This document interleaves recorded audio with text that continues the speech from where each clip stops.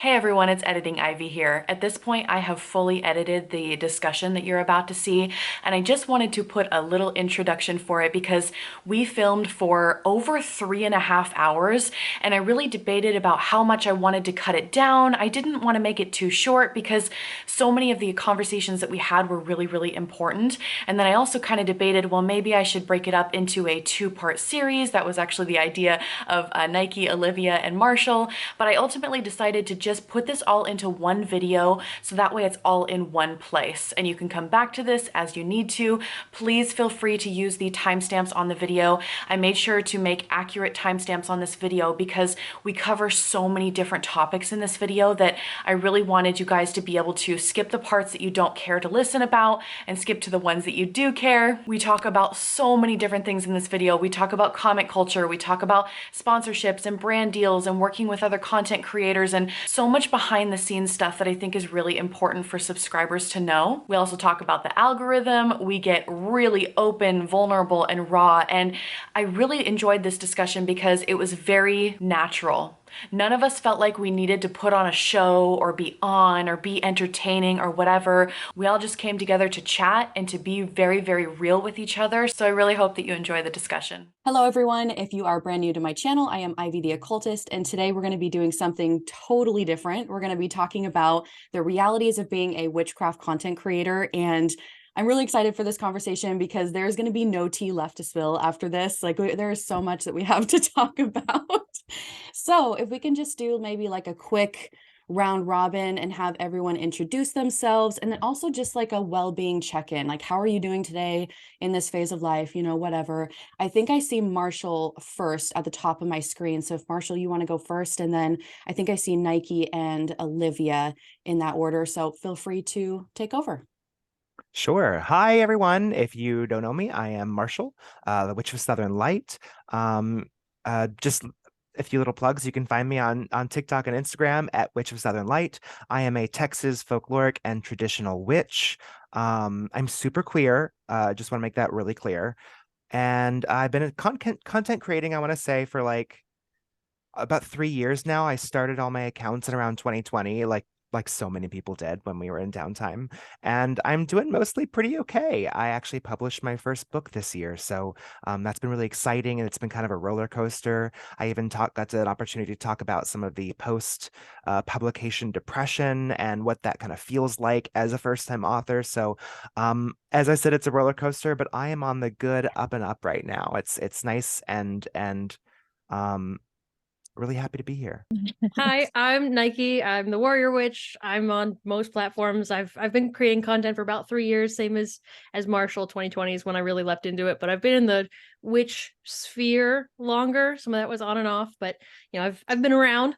I'm a heathen, astrologer, a folk witch. Like it's kind of everywhere, very eclectic. My main thing is heathen, but I'm not solely heathen. I still got a little Hellenistic stuff sprinkled in there too. So it's really not like hard heathenism, but I've been better. It's been a hard year. I moved several times. I moved to Minneapolis and then back from Minneapolis again, and moving's expensive, and I'm just starting to get back on my financial feet again, but things have been better, and I'm slowly starting to make my way back to YouTube, but that's also very much like I don't want to feel like I'm forced on a schedule. So right now is my when it feels right, I'll make a video, but I'm mostly just trying to get myself steady. So they're better. I'm not at my peak like I was emotionally, but it's improving. Hi, I'm Olivia. I'm known as the Witch of Wonderlust on the social platforms, and um, I've been doing YouTube way too long. Uh, I think I've been creating for a really long time, but I would only consider myself an actual like content creator when things started to pick up and I had an audience by 2016, I think, and that's when it kind of took off. And so my main platform is YouTube, and then I would say my other main platform is Instagram. And yeah, I've seen a lot of things. I've had a lot of things happen, and I'm really interested to get into that. Okay, thank you. I'm so excited. I feel like this is going to be like the perfect balance of conversation between all of us. For anybody that's not familiar with me, my name is Ivy Corvus. I'm also known as Ivy the Occultist on YouTube. That's my primary platform. I'm also on Instagram, but like just recently, and I try to pay attention to it, but I'm an introvert and whatever. But I do a lot of different things. I mainly just kind of cover the whole occult sphere because my magical practice is like all over the place. But I'm the newest content creator. So I started my YouTube channel in 2022, which is crazy. So it's only been like a little bit over a year. And I feel, even though I've been in this community for over 15 plus years as a practitioner and as a subscriber, watching other people, I'm really for the first time kind of stepping into my own and teaching other people and starting to get to know other content creators. So I was really excited to host this panel and I'm super honored that you all said yes. So thank you for being here. I think my first question for you guys is going to be kind of like a slow and easy question to just kind of ease in. I wanted to know why you said yes to this panel and why you feel like this topic is so important. I think we kind of need to establish that first. So Marshall, if you would like to go ahead. You know, to be perfectly honest, um, I actually really, really love the most of my social content creation aspects. It's an opportunity for me to be really creative, so I really enjoy a lot of it. But there are some pieces of it that become, I think, a little bit overwhelming, and I think creating social media, especially when you garner a following, there's a piece of yourself that you give to it that kind of like starts to consume bigger aspects of your life. And I want to kind of show what that's like to listeners and followers so they can understand that the piece that you get from me is not all of me, and that's okay. So there needs to be a little bit more of a not a wall or a boundary up. We need boundaries, but I wanted to talk today a little bit about what it kind of feels like from my perspective, being someone who wants to be friendly to all but can't be everyone's friend, if that makes sense. And as a content creator, I want everyone to feel like they have a free space on my page, but that doesn't always mean that you have free access to me. And I think this would be a great opportunity to come on here and talk about what that feels like sometimes in a way that is not personal, but is business and my art. And for me, why I agreed to the panel and why I think the topic important in general is kind of tied together.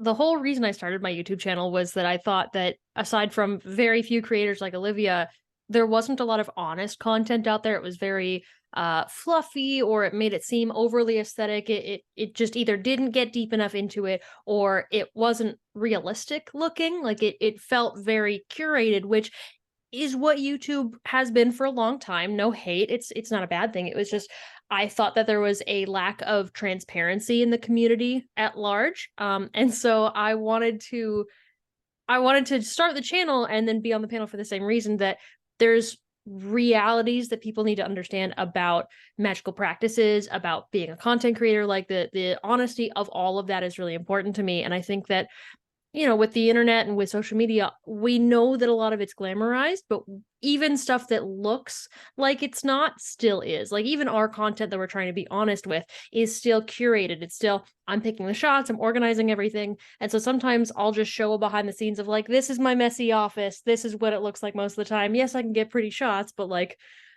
it's still curated to a degree. And so I think that a lot of people think that it's really glamorous and really special and you make all this money and whatever. And in reality, it's no, I'm doing this mostly for free and I have to do other things. And I think people need to know, one, like what goes into it and what we face. It's not just fun and cool and people desire you and whatever. But they also need to understand that it's hard because they might want to get into this, which is great, but you got to know what you're going to expect.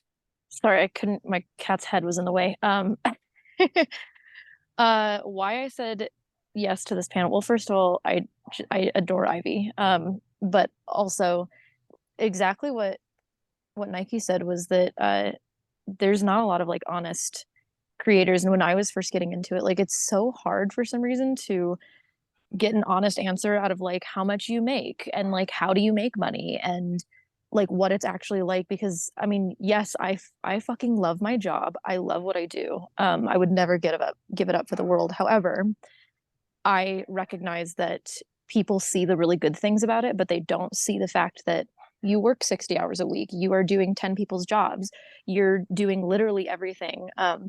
And I really want to just kind of get into that of like, if this is something that you feel like you want to do, then awesome, but like just understand what you're actually getting into prior to just jumping into it and then being like, oh shit, this actually sucks. Because a lot of people don't like editing, a lot of people don't want to be on camera, a lot of people don't understand that you get like threats all the time for no reason, or for, you know, like you get judged for literally everything, and you just have to, you either have to deal with that or not do it. So but we'll probably cover all of those things. And was that this, what was the other part of this question? Why I said yes, and Oh, then yeah, it was basically just why is this important to you, which is kind of the same thing. okay, then Yeah. yeah. So the all of the above. But I also said yes because I trust Ivy, and I think that the other three creators sitting in this panel with me are also very honest about their craft and very um forward about like, just so you know, like this is what I actually do, but I did pretty it up because it's a visual platform so that you can look at it and enjoy looking at it. Whereas compared to like if I'm just doing this for me, it's probably not going to look like this glamorous and this pretty with, you know, all the color editing and whatever. But yeah, so that's why I said yes to it, and that's why it's important to me. Okay, well, I love all those answers. Thank you. No, I think it's so true. And I think for me, being the newest content creator, there was a weird shift that happened for me. And it was strange because as a subscriber, there were things that content creators would do that I didn't actually care for. And I was like, why are they doing that? I don't understand. And then I became a content creator, and it was right around the 10,000 subscriber mark. I don't know why. It was same for you. Okay. I don't know what it was, but once I hit 10K, it was almost like I started attracting so many people to my channel, but those people didn't really have my best interest in mind. They didn't know who I was. They didn't care about me. And so I was used to having a smaller platform of people that I would talk to in the comments all the time, and I got to be their friend. And I don't know, it was just a nice relationship. And then all of a sudden, this influx of people coming in and just berating you for every little thing. And I was like, oh my gosh, I understand now why content creators do the things that they do. And I mean, I'm not saying I have a large platform by any means. I'm still a very small creator, but I am starting to notice that shift. And that's when I said to myself, okay, I would really like to create a panel of content creators to talk about this because it's ridiculous. I think comment culture specifically, I can't wait to get into that because I think something needs to change there, but I digress. So thank you all for being here. Let's talk about, so let's go into like a medium spicy question before we get into the like most spicy. If you guys want to talk about the pressures of representing your magical community specifically, what challenges have you faced with that? You know, it's really interesting. Really just this goes into what you just said. Sorry, I spill over my own words sometimes. My brain seems to think faster than I can speak it. Um, I love what you just said because one of the things that I think happens a lot when it comes to trying to educate my experience and opinion is that a huge portion of it is coming from my experience and my opinion. And the first thing a lot of times things people want to do is correct you and I find myself having a lot of times to try to always make sure that all of my content comes with disclaimers. And I feel like that's one of the things that ends up kind of piling on top of having to educate on my experience on this, on top of having to share, this is how I did this, or this is how I might suggest you adapt this to your practice. I have to turn around and say, I don't mean to suggest this herb, and if you don't have access to this herb, that I'm being able to, like, it starts to pile on all these things where in the end, it feels like I'm spending more time trying to go back and forth with detractors and people who have whataboutisms than actually talking about the subject itself. And, you know, traditional witchcraft gets a lot of. It's funny, I did a poll on Twitter, I want to say a few months back, when I asked, what are your thoughts? Or do you have positive or negative thoughts that come to your mind when you hear the word traditional witchcraft? And the majority were negative. And I was like, I have traditional witch in my bio. I'm the one asking the question. And it was, and hey, I'm all down for honesty, but a lot of the comments really told me what their version and their mind of what they think when they think of the word traditional. So that means that I need to make sure that I'm also curating content to show that's not what it means. And I know want to talk about it. But a lot of times in the end, you are very right. The larger your following gets, the more you get people who honestly sometimes just like to troll. On Instagram, I even went so far as to only people who follow me can comment. If you're not following me, you don't have access to comment. If you want to say your opinion, go ahead and follow me. If I don't like it, actually no, it's okay for me to not like your opinion, but if you're going to be a troll, I'll block you. Um, I feel like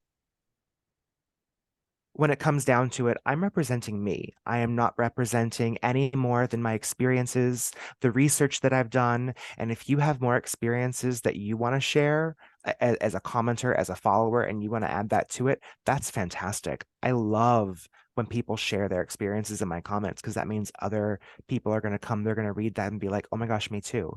That happened to me as well. Mine was similar, but this is what happened to me. And we create community discussions. But sometimes people will go in there and say, no, that's actually not how it happens. Whatever you did was wrong. Whatever happened to you, like, that was my experience. How are you going to say I did it wrong when it actually worked? So there needs to be that open space to understand this is my way that I'm sharing with you. And you don't have to do it that way. But you need to understand this is not the way, and I'm not claiming it's the way. And I think that's where some of that representation issues causes a lot of beef between creators. And that's where you see all these like back and forth witch talk videos. And sometimes I come across those and I'm like, this is just becoming silly, y'all. Y'all are literally just talking about differences in regional witchcraft. See, and my experience is so different because, Marshall, you said you're just representing yourself.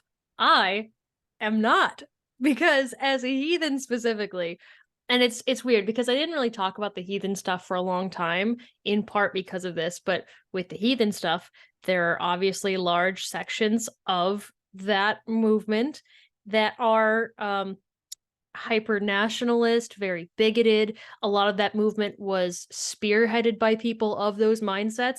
And so I, as a queer individual, as a person assigned female at birth, like the way that I am just existing, there are certain things that come along with that of getting hate and stuff. I'm sure Marshall's gotten similar. On top of the community I'm part of has specifically known large swaths that are extra bigoted. Like there are terms they try to go with to say that historically their bigotry is okay, and that's not the case. And it's its own problem that way. And so I have to be a better representation because those people exist, and I have to be like, look, they are part of the community. I can't say that they're not heathen because they are, but I am not them, and they do not represent all of heathenry. And then there's the other half of it that is the more progressive side of heathens that also have their own problems of I think often you'll find, and this is somewhat of a witch talk issue as well. It's not just a heathen issue, but I notice it in my community specifically of when you're trying to overcorrect that problem, you end up using the same tactics. So the same attack dog tactics, the dog piling tactics, the going after people for every minor difference that you have together, because you need to prove, or you feel like you need to prove, I'm better. And so I ended up getting attacks from the hard right.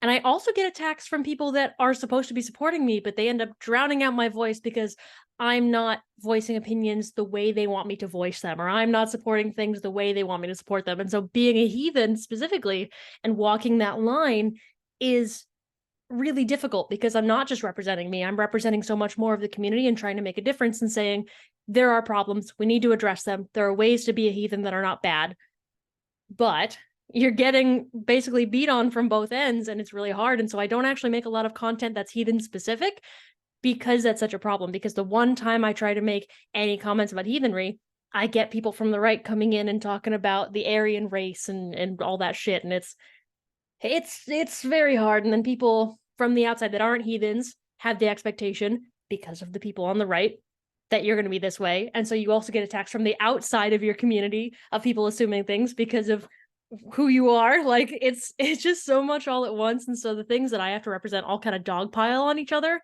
and add a lot of pressure. And it's just hard, on top of just the witchcraft stuff of you're doing it wrong because my regional differences are this way, or you're not following this book that I read that's, historical or not historical, or whatever, like all the nitpicky little things that just come with witchcraft in general. So like I got the heathen problems, I got the witchcraft problems, then you got all the astrology shit on top of it. Like there's a lot of bits that just sort of pile on. So the ability to represent my community comes with a lot of issues because there's so many communities that'll intersect and weave in and out, and some parts of it will fight the other parts of it, and so I'm this weird in between part of it too. It's a lot. It's just a lot. So there's like 80 things I wanted to jump in and say. Yeah, the specific challenges, I think what's funny is when you said around 10K subs, it was like 10K, 20K. Like the second 10K hit, everything got shitty for me.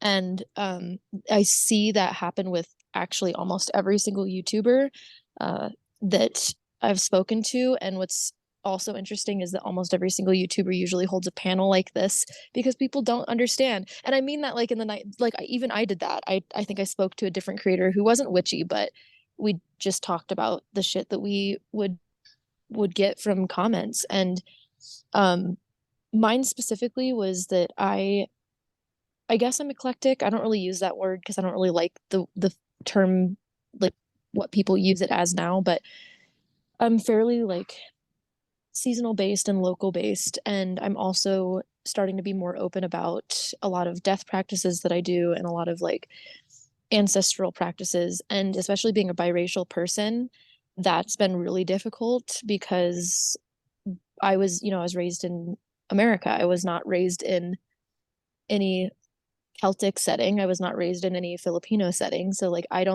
I have to basically just like dig around and find things and hope that whatever information I'm finding is correct, and just constantly source all of those and constantly like cross-reference. And so it is really upsetting when I make a small mistake and somebody gets really upset about something. And it's like, well, how would I know that? How would I know that this small minor detail was wrong, because I wasn't raised in the same culture as you. I wasn't raised with the same understanding.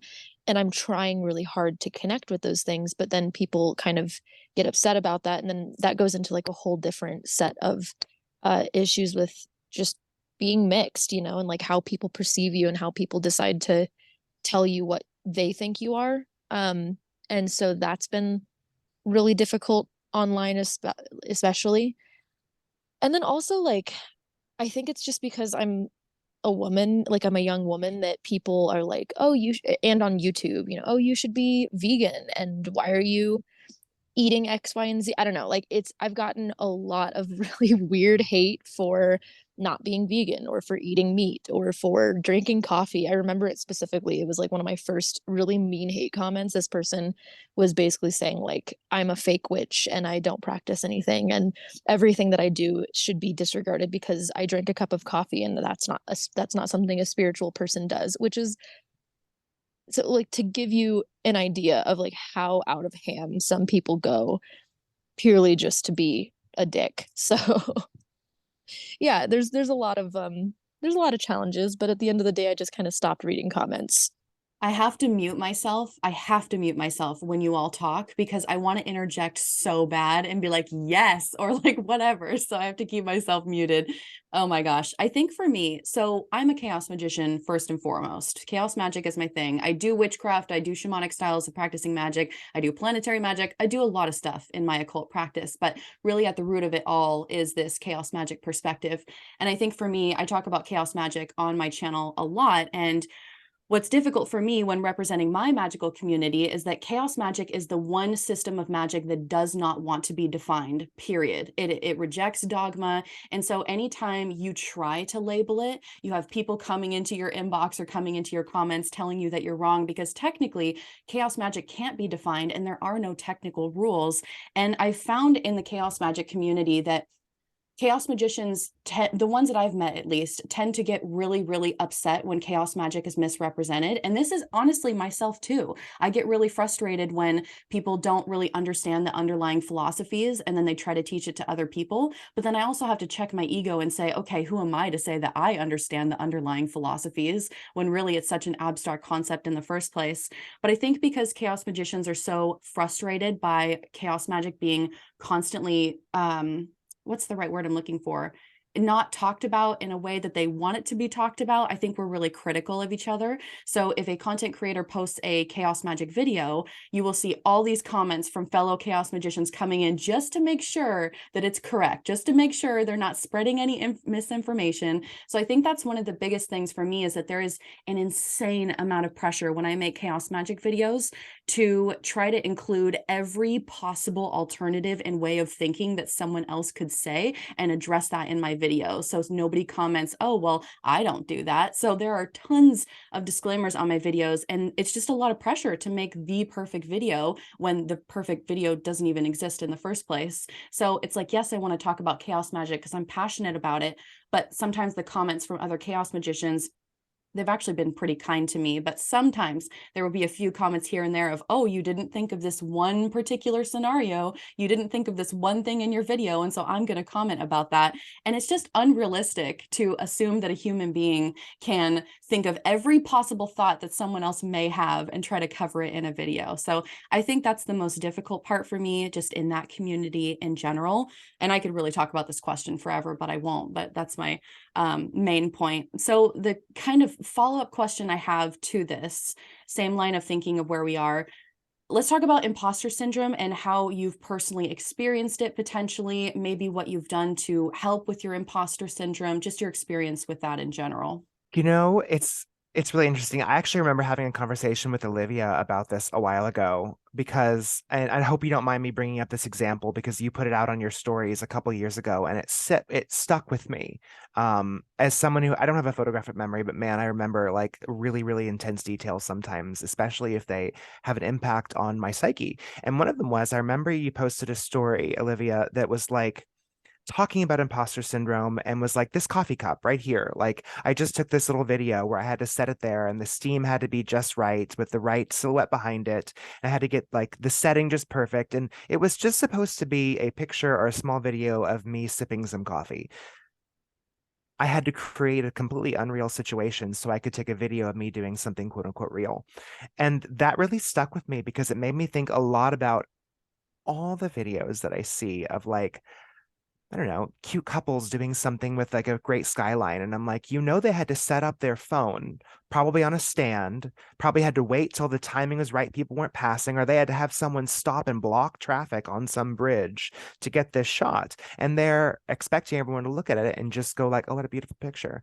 But I think about a lot of those things now. So like I have this apparatus that clips to my desk that I can take on and off so I can clip my phone to it and I can create like this beautiful aesthetic looking thing, but it doesn't look anything like that when I am actually doing it at my altar because I'm creating something that is meant to, I mean, let's be real, we're content creators. It's meant to garner viewership. It's meant to be pleasing to the eye.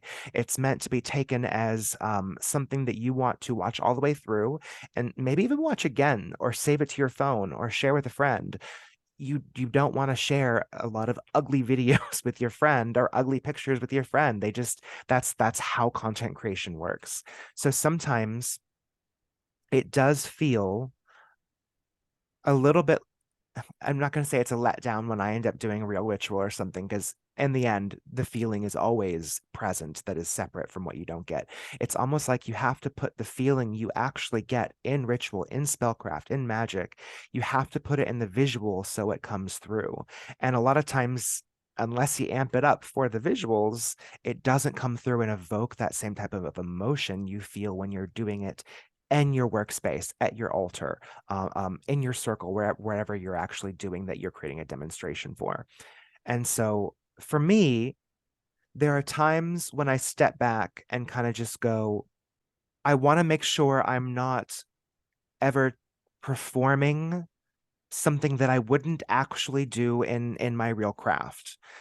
Maybe dress it up, maybe put some rings on it, but I'm never going to create something, at least anymore, because in the very beginning there was a lot of like, in the end I never ended up using that, but it was really, really pretty.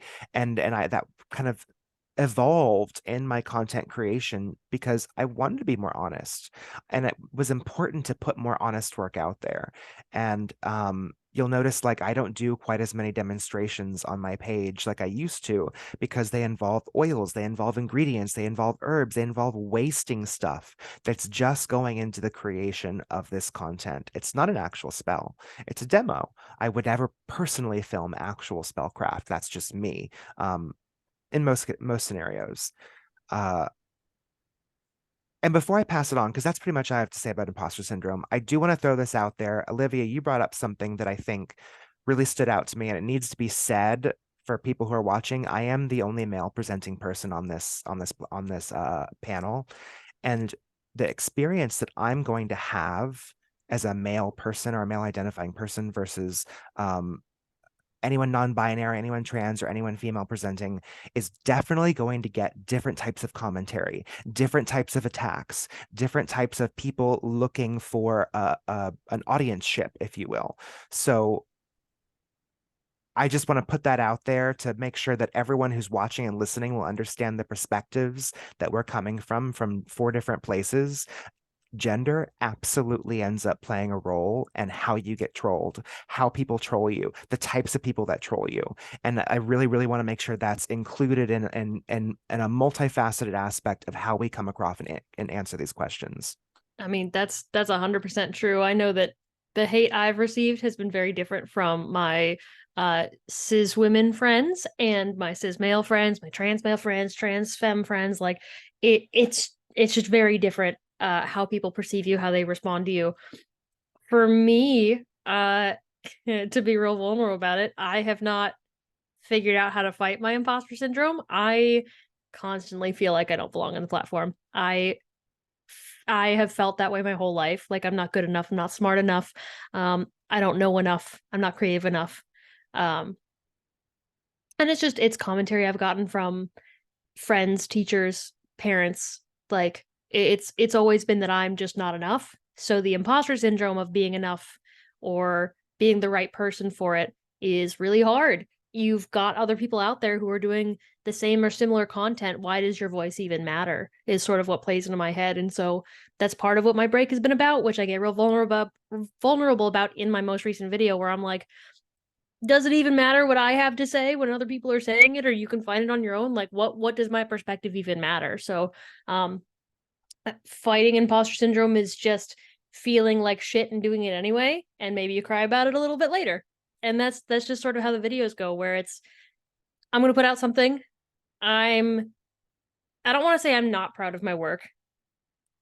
It's not like I'm ashamed of it, but I don't have the pride in the way you might think of, like, I'm really happy with how it turned out. This was amazing. This is incredible. No notes. I always feel like there's more that I can do, or that it's not going to be as good as if somebody else did it. I don't have the camera skills or whatever. And a lot of that it's a skill. You got to learn it. So it's just hard, especially when you've got so many hate comments. A lot of the heathen sphere, whether they realize it or not, even if they're progressive, are incredibly sexist. And why would they listen to me when there's men out there with larger platforms that will say the same things? And if they say it, they're correct. And if you say it, you're wrong and a bitch. Like it's just really hard. And even if they think that they're fighting sexism, they still do not receive you the way that they would receive the exact same words from somebody else. You have to have so much more evidence for the claims that you make. You have to have so much more resources cited. Your work has to be 10 times better. And with heathen shit, it's hard because heathens are already hypercritical of, we don't have a lot of proper source material. Heathenry does not have anything at all that is a direct source the way that Hellenistic stuff does. You have writings from the Greeks who are actually doing these religious practices, where heathenry is all from outside perspectives. You've got Tacitus and his book Germania, where he's coming from the outside, or you've got Ibn Fadlan and the Land of Darkness, so he's coming to the Rus, and you've got all these writings about Norse stuff, but they are not from Norse perspectives. So you've already got people telling you that you're doing it wrong, but we don't actually know how any of it's done, so you can't really say that you're wrong because you can't be right. So the heathen imposter syndrome and then the astrology imposter syndrome, I really don't talk about that all that much because that's so complicated on its own. And just being a creator in general, the imposter syndrome of people are going to yell at you, and it doesn't matter what you do. It really will never matter. You will never be good enough because someone's going to scream at you. I've been, similarly to Olivia, I've been screamed at for not being vegan. I've been yelled at because I don't do things this way or that way or whatever. Like, you ingest this thing, so you're bad, or you don't do things this way, so you're bad, or you don't say this thing fast enough, so you're bad. Like, you're never going to be right. If you handle things with somebody in private, you're wrong. If you handle things in public, you're wrong. If you show your practice too much, you're wrong. If you don't show enough, you're wrong. And that can really drain on you a lot. I'm with Marshall. I don't really show my spell work on camera. I'll show some things, but the fear, I think, is really big for me. There's fear that if I show a money spell, someone who hates me is going to do a working to reverse that. Or if I do a protection, if I show a protection sigil I've made, somebody's going to try to get around that, knowing that that's a sigil I've made. Like, the fear of even innocuous things of like, I do this for confidence or self-love. I know there are people out there that will see that and try to tear it down, because fuck you is why. And it doesn't matter. It doesn't matter if their beef is interpersonal, if they even know you. It doesn't matter. If they feel like they have reason to, someone's going to do that. And so I don't want to show any of my practice. I'm so hesitant to show anything that I do, because is somebody going to try to undo it just because? So I, a lot of my stuff I'll talk about, this is a technique. I will demo it in the sense of like, here are some ingredients, and I'll lay them out, and I'll fake it out with other things. Like if I say, you could throw your herbs in, I might throw in, a couple of rocks or pennies or whatever, and show that as representing the herbs, or easy things to clean up. Like, here's some bay leaves, you could toss them in like this or burn them. But I'm not actually going to do the whole thing and waste supplies, or do the actual thing on camera and have people try to undo it. Like, the fear of someone's always going to be trying to tear you down verbally, magically, whatever, is so strong and plays into that of why bother showing it? They're just going to hate you and do something to tear you down. And that's really draining on my mental health. I don't know if other people think about that or not, but I think about it constantly. Like, I have a spell burning right next to me. I was even nervous because the spell work that I have going, it's a 7-day candle. It's the one in my most recent Instagram picture. I was nervous of even posting that candle, because is that going to be enough for people to be like, oh, I think I can guess what this is, so let me try to undo it. I'm so nervous about showing fucking anything, even like jewelry I have for my deities. I just don't want to, because there's always going to be somebody telling me that I'm wrong or just trying to work against me, and it really sucks. That doesn't go away. Not to like shit all over all of you, but like, that just doesn't go away from what I know. And I've spoken to other creators who have been on the platform that are not like in witchy realms whatsoever, who have been on the platform way longer than I have, and it just doesn't go away. And what I've found to help my imposter syndrome so far is that I post what I want to post, and then I just don't look at the comments, and that sucks a lot for me, because one of the biggest reasons I started my platforms was to create a community and like to find other like-minded people, and to collab with other people, and I mean, do what a community does and help each other and correct each other and have each other grow alongside everyone else. But on the end, that's just not how that goes, and so I think for me, because I love aesthetic things, and like Marshall was saying, it never looks the way that I'm doing it. But the reason that we do that, and we're not trying to lie to you, right? Like, we're not trying to create this spell work or create this vlog or whatever and make it look like it's something that it's not. I'm sure there's plenty of creators that do, but at least I know these 3 other people, and I know myself. I'm not trying to do that. I just know, and I'm aware that this is all visual platforms. So in order to grow on a visual platform, especially when it's your career and the thing that, pays my mortgage and gets me groceries, yeah, I'm going to want to try to grow that so that I can continue to pay my mortgage and get my groceries. And also, it's this weird thing of like, I kind of do see these things in this beautiful way, even though maybe like if you're there in person, it doesn't look the same. The way that I'm photographing it, the way that I'm taking videos of it and editing it, this is how I know that I'm going to remember this moment or how I'm going to remember this spell work is the beauty that it is now. Or at least I want to invoke a specific thought or feeling using the visual platform. So it's not in an effort to lie at all. It's more as an effort of expression. And yeah, that's I think a really big piece of it, as well as what Nike said. I feel like I don't belong on this platform, on any of them, because I tell people constantly that I'm much cooler on the internet.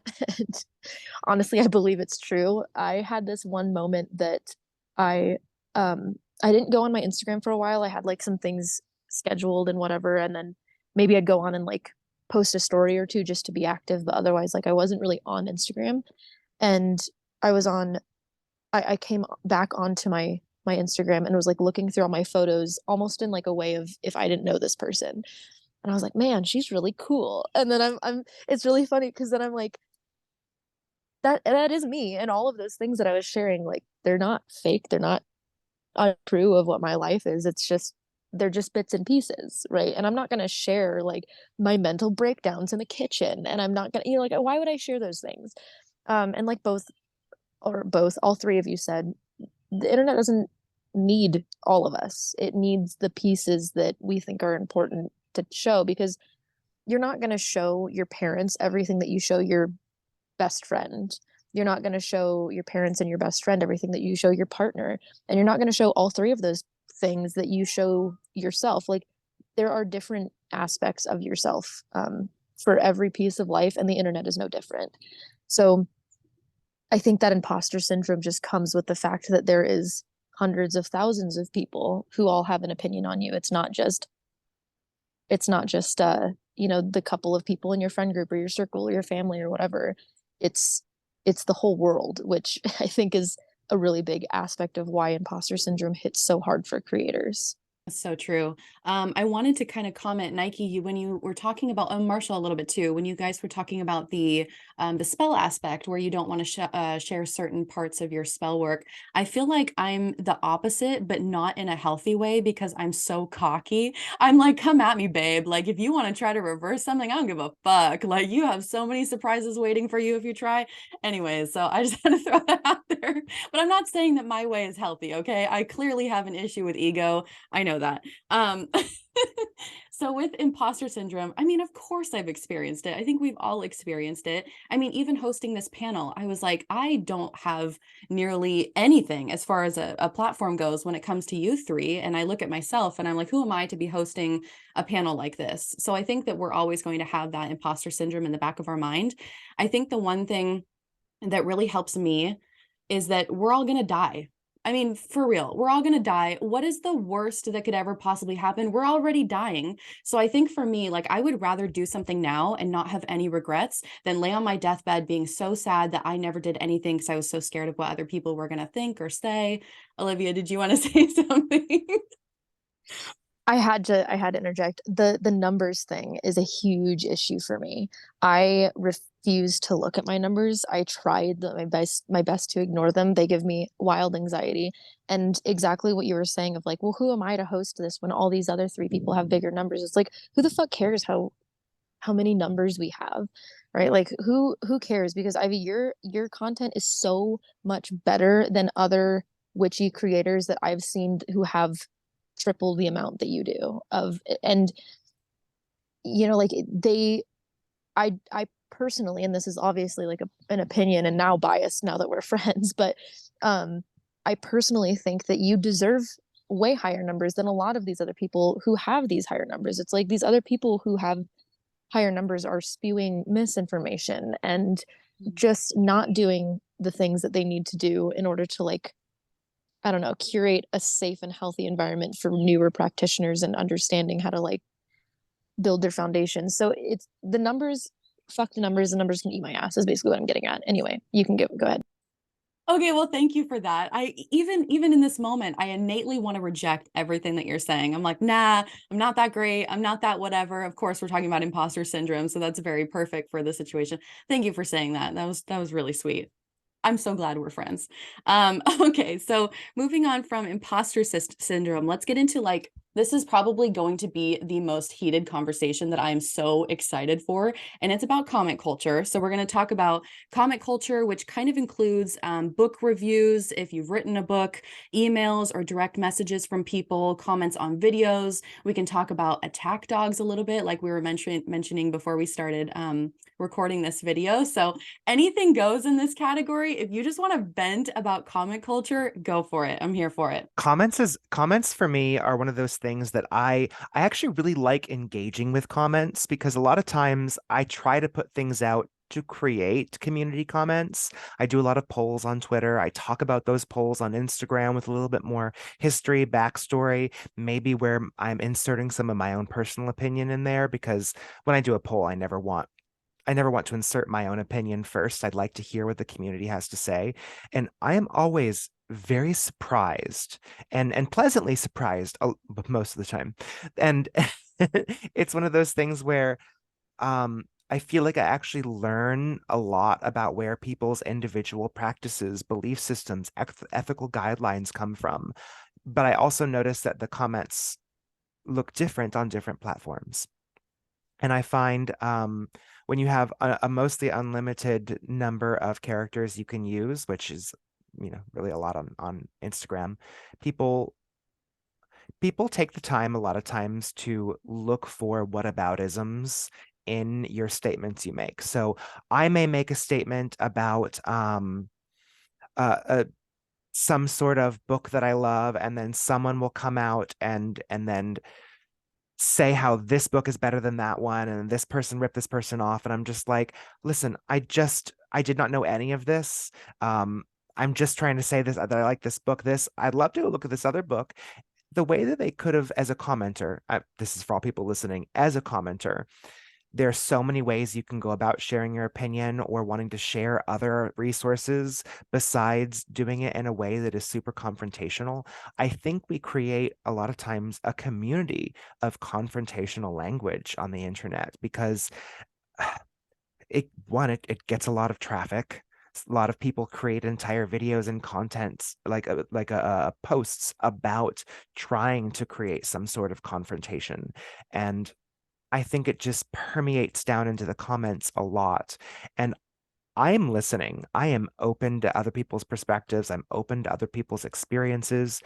But I find sometimes people take you sharing your opinion, or maybe a subject that isn't thoroughly flushed out, and they come into the comments and they want to say, why didn't you talk about this? Why didn't you bring up this person? Why didn't you bring up this innate fact that also happened that was found in a small commonplace book in 1793? And I'm like, I'm sorry, I didn't know that. There are so many ways you could say, oh my gosh, this is so cool.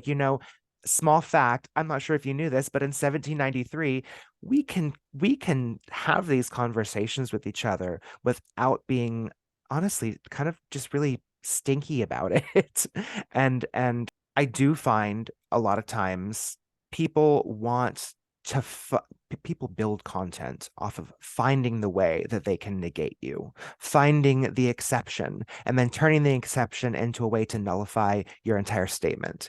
And while exceptions exist for everything, that doesn't nullify a generality. So, if I say like, no, witches really can't fly, and someone's like, actually, you know, it's always starting with an actually. And they're going to go into the history of witches flying and using salves, and why they might have history of using a broom and blah blah blah blah. And I'm like, I know all that. I am just saying that I can't go outside and fly. Okay, that's what I'm saying. And I know this seems like a silly generality, but it has happened. I've had that comment before, and I have had comments similarly before. And I just want people to know, you can share your experiences and information that excite you without coming at it in a way that you're erasing this because you didn't say it. No, I just didn't say that. I didn't know about that. Please inform me more. I'm open to listening. There's also, I think, an intersection that we see of comment culture and call out culture, and people getting really mad that you don't respond to every single issue that's ever happened with every single creator that's ever existed. every single thing that you could ever think of. Why didn't you comment on this? You have such a big platform. You need to talk about this. You need to address this. Why didn't you talk about it right away? This is really important. Like, there's only so much I can do, number one. Number two, I don't know all of these people and I can't comment on it. I have watched other creators have commenters try to gotcha them with really like divisive issues. Like the specific example I'm actually thinking of is people talking about the Middle East, which is such a complicated topic. And it's like, listen, this is world politics here. And I like, as a witchy creator, I don't know why you're asking me about this, or specific political religious intersections, like what happens with the Hindutvas in India, which are a like hyper nationalist anti-Muslim movement of Hindus, which is not all Hindus being part of this, but that's also such a complicated thing of like, I don't know all the ins and outs of this, so I can't talk about the Hindutva stuff. I don't know about it. And it's okay for creators to just say, I don't know enough about it. I'm not informed enough about it. I can't talk about it. And that doesn't make them bad people. Or like all the minutia happening in the community. I don't know everything that's going to be happening with everybody, okay? I'm here making my shit, trying to be good. If there is something larger going on, if there's a creator that's big in, let's say, the heathen space or the astrology space that's really fucking up, there's considerations we have to take as creators that the commenters don't seem to understand of.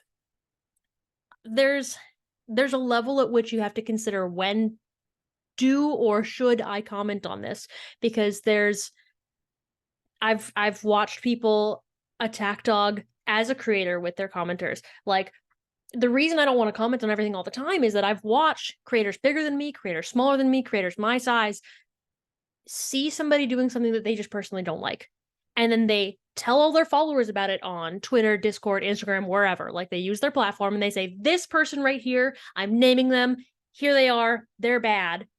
And the thing is relatively innocuous. It's not really all that harmful. Like, they're not being racist, they're not being homophobic, they're not being any of these bigoted things. They're just doing a thing that you think is bad.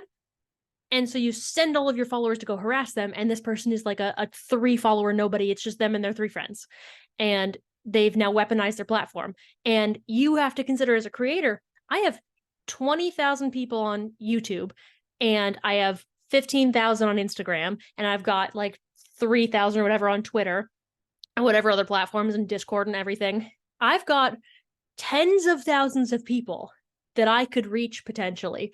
And I have to choose, what am I going to say to these people? Because whatever this issue is, I could be potentially sending thousands of people after them. Now, are thousands of people actually going to go do something about it? No, but they could. And as a creator, you have to be responsible with your audience. You have to be responsible with what you show to them, what you expose them to, what you bring up. And then there's the other side of, if this person is truly, truly bad, and I'm not going to name the name because it's not a problem anymore, but there was a big heathen creator that was an actual issue, is an actual issue. But you have to consider, like, one, do you expose them to your audience, and now maybe some of your audience gets pulled down that hole? Do you expose your audience to their audience, which are usually terrible people?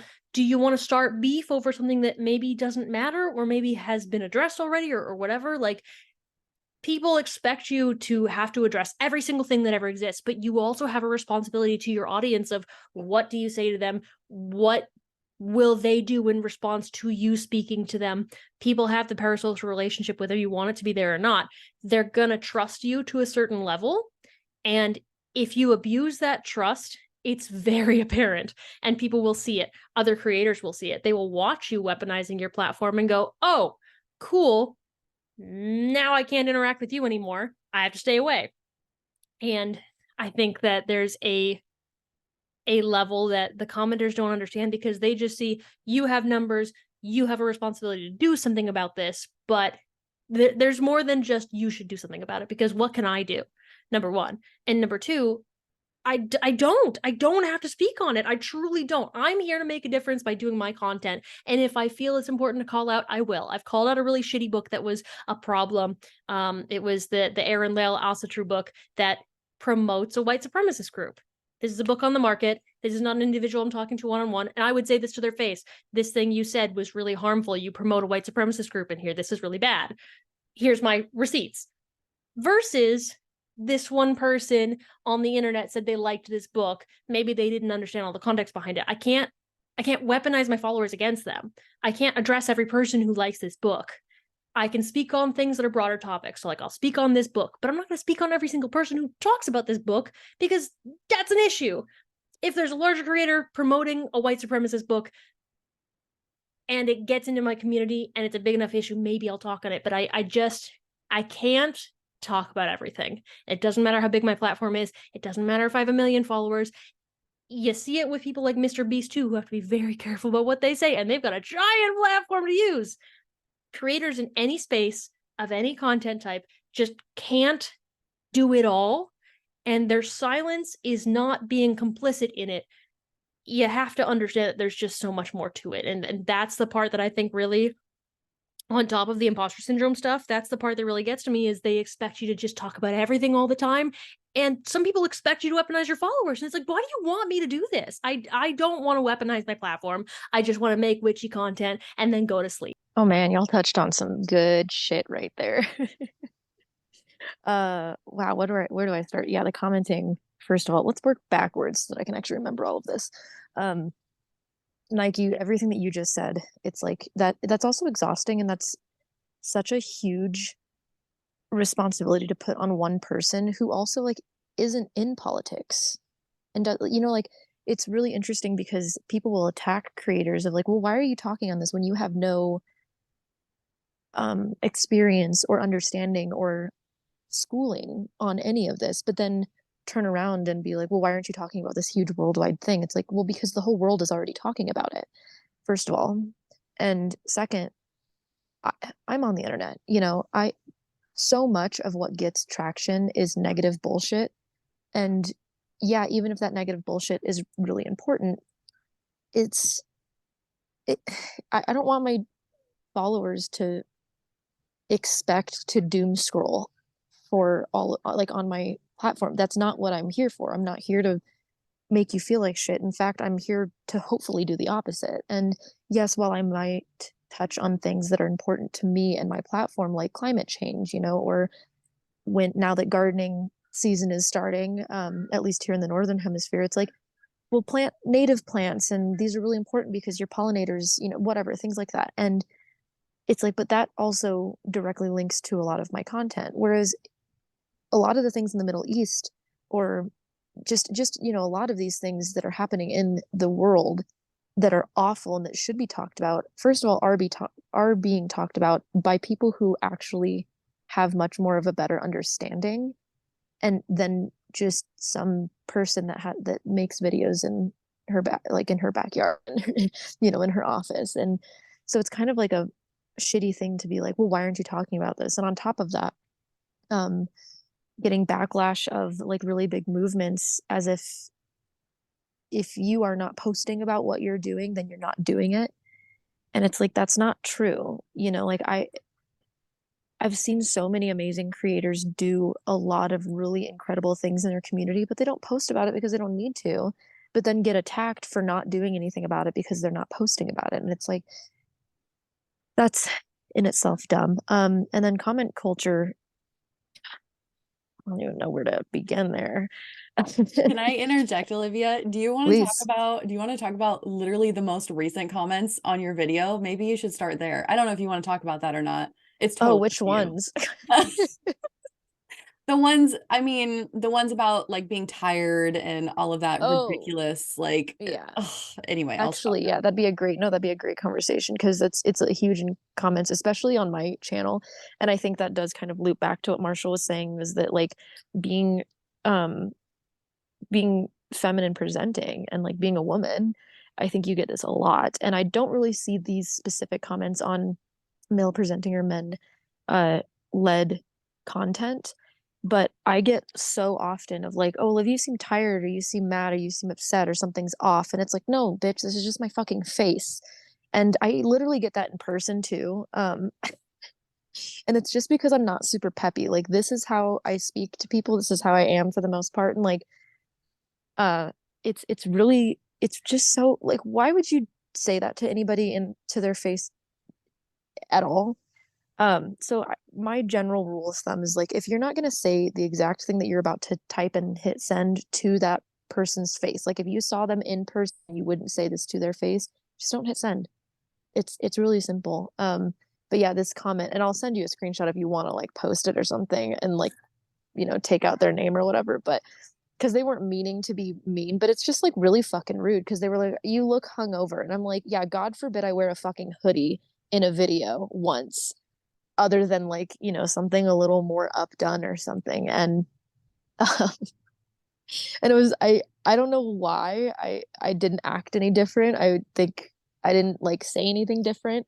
There's a video where Frankie and I are collabing and on their channel, and clearly Frankie and I have completely different energies, right? Which is totally fine, and I think that's why it makes it fun. But there was a comment that was just kind of like, Olivia seems upset or like just mad, or I don't know, like she seems off. And I'm like, I'm just awkward in person. I don't know what else you want from me. Like I think everybody thinks like all these creators should be, hi, welcome to Disney Channel. I'm Olivia. Nah, nah, nah. Like I'm not gonna do that, like fucking sparkles everywhere. And while I totally understand why that energy is appealing, I guess to some point, I'm not gonna do that just because that gets views. And Olivia, I'm just picturing when we went to the graveyard, you like trotting in there and being like, hi everybody, I know oh it's god, like I can't. Like, is that like what they're doing little expecting you to do? twirls. I Yeah, don't like, is know. that what they expect you to do? Like a dance around a maypole in the graveyard? Like, that's Mm. what do Well, they want? they expect creators to be on all the time, and it's like I want you to meet me in person and be like, oh, you're exactly the same as you are online. That's what I want. So when people do meet me, so far I've had that. But I don't want to be like super peppy online, and then when you meet me, it's like I don't have a social battery to begin with. So when you meet me, I'm not going to be able to do that, and I'm not going to try to pretend I can do that. And so, and then I've also another comment too, like how what Marshall was talking about earlier of people look for arguments for some reason, like they dive in with the intent to fight, and the whole conversation could change. People could become friends, people could learn something if you approach any situation with curiosity instead of fighting. So for example, there was a vlog that I had where I went with Frankie to get their newest tattoo, and they invited me um, specifically because they were like, I need to set another pair of eyes so that you can see the tattoo and the placement. And then also, I know that for the 4 hours that you're there, you won't fucking talk to me because I'm not gonna do that. So they were like, I specifically am asking you for this another pair of eyes, and because you won't talk to me, you'll probably sit there and do nothing. Which 4 hours I sat there and edited and didn't speak. Um, and this very long comment, and again, it was only a clip. I showed a clip of just Frankie getting their tattoo, and then uh in a bit of a break when they were breaking for a second. And this person who is a tattoo artist was like, just so you know, we may be sitting there smiling as a tattoo artist, but we're actually hoping that you would just fucking leave. Do not invite your friends. Do not X, Y. Like it was just this whole paragraph. And I was like, you made this whole speculation that this, first of all, this tattoo artist wasn't asked, which is not true. They were. And then also, like, you just made this whole speculation purely out of your own assumptions. And instead of replying and saying, hey, I'm actually a tattoo artist, and just for anybody, getting tattoos, make sure to ask your artist if it's okay or whatever, like, because of X, Y, and Z, like, approach it as a learning experience and with curiosity instead of just straight up attacking me for no reason out of a speculation that you created in your mind. And like there's no reason to be a cock for the most part. But yeah, comments suck. And it sucks because I really like reading comments and I really like connecting with people, but man, comments can ruin your whole fucking week, especially if they hit a trigger that they didn't know that is a trigger of yours. So just be really careful about what you say online because sometimes it's just really, really shitty. Like most of the time, it's not really worth commenting, if I'm being completely honest. So here's the thing. I need to go on a little rant. Here's the thing. Our biology has not caught up to how quick we have gotten with evolution with technology, like period. Our biology is not meant to receive this much of negative criticism as content creators. And so people all the time are always like, oh, just ignore the trolls, ignore the haters. You can rise above it. It's not about mind over matter at a certain point. Our body is meant to detect threats, to detect danger. Like that's a survival mechanism. And so it's impossible to just ignore the haters and ignore the trolls because it's literally built into our biology. And so I get really frustrated when I know that people mean well. I know that they mean well when they say ignore the haters, ignore the trolls. And I appreciate the sweet comments. And I don't want to say that I don't appreciate that because I know they're coming from a really healthy, wonderful place. But I also want to say it is nearly impossible to do that once you reach a certain point of criticism, because under 10,000 subs, I was able to ignore the haters and the trolls and whatever is just fine. Like if I had a couple negative comments here and there, I just let it one ear out the other. It didn't really bother me. And then it was that moment of hitting 10K where I started to have an influx of people coming in that didn't really care about me. And hearing those negative comments on almost a daily basis, criticizing every little thing that you do, I personally don't see how someone can rise above that. And maybe I'm wrong. Maybe there is a way to do that. I just haven't figured it out because I'm brand new to this. But that was one thing that I wanted to say, is that it's simply not a mind over matter, in my opinion.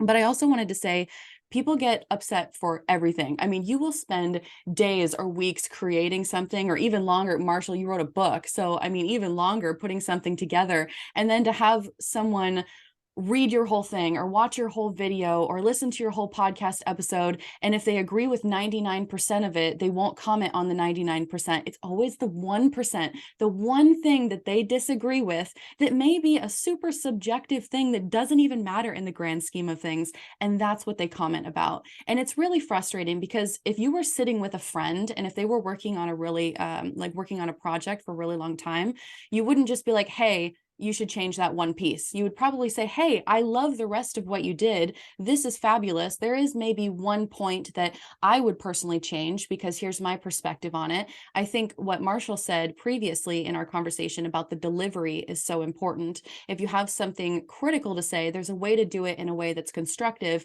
and helpful to the creator, because I don't want to be sitting in an echo chamber. I don't want people to just be blowing smoke up my ass. I want people to correct me if I say something wrong, but there's a way to do it in a really nice and kind way that helps the creator. And so that's the frustrating thing for me. Oh, Marshall, did you want to say something, or are you just, oh. I was muted. Yes, absolutely. And I didn't want to move on to the next subject without interjecting this, because this kind of popped up as part of this topic too. Even after what you just said, I actually have a small slew of other creators muted on all my platforms.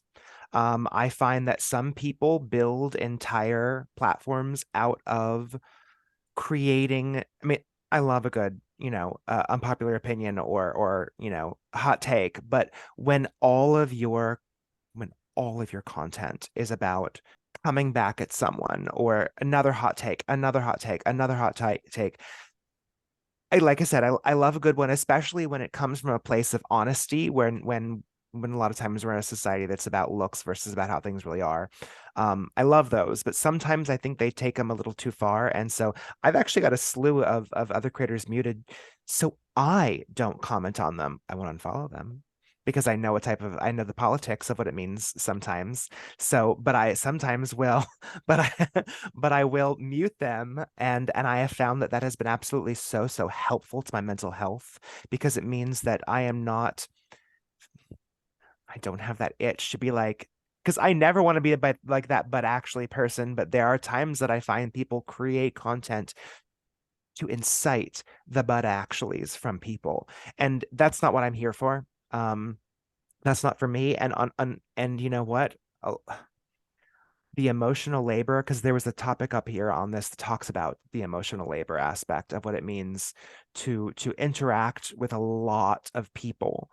And I just want to say, when it comes to social media, Emotional labor shouldn't be as huge of a part of social media as it is. And I understand absolutely what you meant by the whole by what it means. Like, it's hard to just ignore it. I can't just ignore it. I can't just turn the other cheek. But I will say I have gotten very frequent with the block button. And I think that that is something that we should all be really, really aware of. We don't always have to keep arguing with people who have absolutely no interest in listening and being open and having a discussion. If you are following me and you have found that enough of my content has caused you emotional labor, block me, unfollow me. That is okay. We do not have to always get along. I will do the same to you. That is what we curate on here. And I've had people who literally send me really long ass drawn out messages about the emotional labor that I have caused them. And I'm like, reading this has caused me emotional labor. Like, you could have blocked me. You could have unfollowed me, you could have muted me, all these sort of things, but no, you just spent the better part of the last 45 minutes writing all these gripes out you have with me. um I cannot be causing you as much emotional labor as you have caused yourself by feeling the need to write this and send it to me. And then when I don't read it right away because it goes into my, DM requests, you start commenting on all of my posts to make sure that I go and find it. Yeah. If that's how you feel, just block me. And if you feel that way as a creator about other creators, about other people, the block button is a technological witchcraft. I think we should all be using it more. Honestly, if somebody's content doesn't make you feel good, just unfollow them or block them. Like, and I do It's that. not hard. I've got I, I've gotten to the point. I have a whole video on it, honestly. Like, it's literally called Unfollow. It's on my channel, but I do it almost every year where I just go through, and it's like people's content change and it's okay. And like, if their content like no longer serves me in any way or like makes me feel good in any way, like, I'm just gonna unfollow them. And it doesn't mean that I don't like this person or their content. It just means that like it just doesn't enrich my life or my timeline whatsoever. And I'm really careful about like who I see on my timeline now, because I am online a lot because it's my fucking job. And so like I have to be there. And I want to make sure that when I'm there, I make it as painful as possible, meaning that if somebody's constantly posting like just drama after drama after drama, like this person is saying this and this, and it's like screenshot, and it's like, I don't care unless this person is like causing harm to other people and it's like they are, it's like bad. I do not care. And most of the time it's between two other creators and just shouldn't have been public in the first place. Like, there's so much that has happened that it's like between me and somebody else, and I'm not going to post about it because at the end of the day, like, I'm not trying to take down their platform. I don't care if their shop is like doing well or if their platform is doing well or whatever. Like, at the end of the day, it's between me and them and nobody else. And I don't need their following or my following to have any idea about what's going on because it doesn't have anything to do with like their content and their community or vice versa. So yeah, like, it just, if it doesn't serve you anymore, just unfollow. And that's okay if it's mine too. Like, I understand that a lot of people follow me on YouTube for like witchcraft specifically, but then find my Instagram is like a mix between witchcraft and pole dancing and whatever else. And it's like, if you're not chill with that, then don't follow me. It's okay. Like, I'm not going to take it personally. Like, not almost everything that you're taking personally, it's not personal. And that's why a lot of people get upset, is because they're taking it personally. It's like, dude, I don't know you. I don't I don't know you and you don't know me. So don't take it personally, I promise. Marshall also made me remember one last thing, which is about DMs. People feeling like they should have access to you is the other part with the comments. And specifically, and this is something that I know our friend Robin has talked about a lot because it was like genuinely a drain on her mental health. Like, she was not handling it well because it was just constant.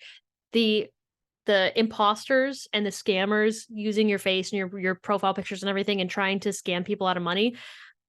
Most, if not all of us, I know on my page, the first and now the only pinned post on my page is in big bold letters, I will never DM you to solicit you for services. I will never do this. And it's about scammers.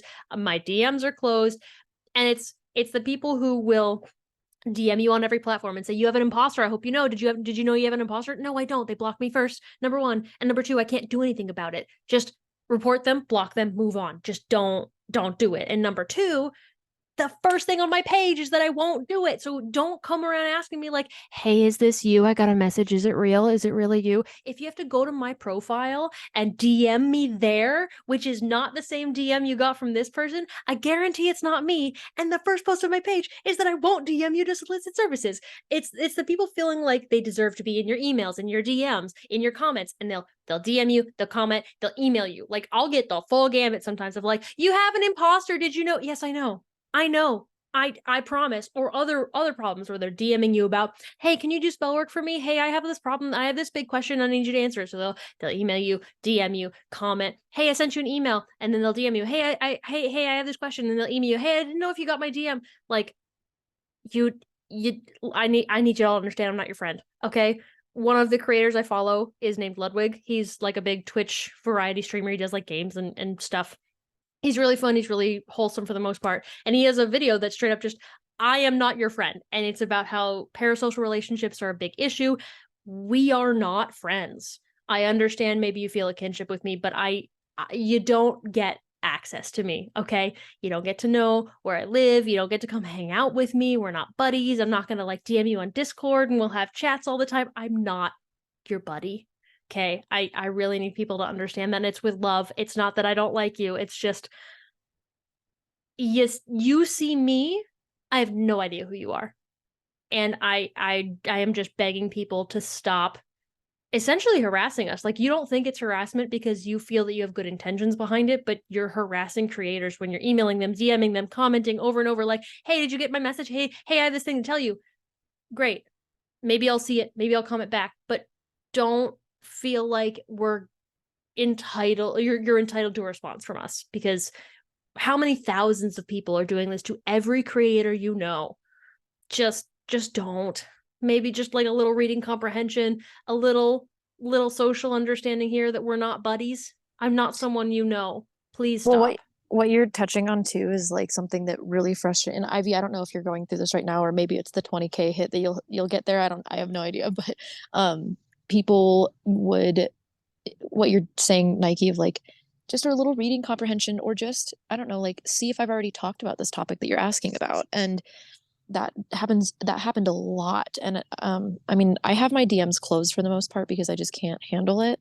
But there's been like really big issues where people will message me things that, first of all, I've already made a full video on, and like ask me questions. And it's like, well, if you're curious about like what my opinion is, why didn't you search my channel and search my content first? Because I probably made an in-depth thing for that reason. Like that's literally why I started making videos, was so that I didn't have to reiterate these things over and over. And then on top of that, it's like they'll ask you questions again, like they're your friend, of like things that you can easily Google or find yourself. And while I really encourage questions and I encourage conversations, I'm not a cheat sheet. And that's what I tell a lot of people of, careers are not your cheat sheets.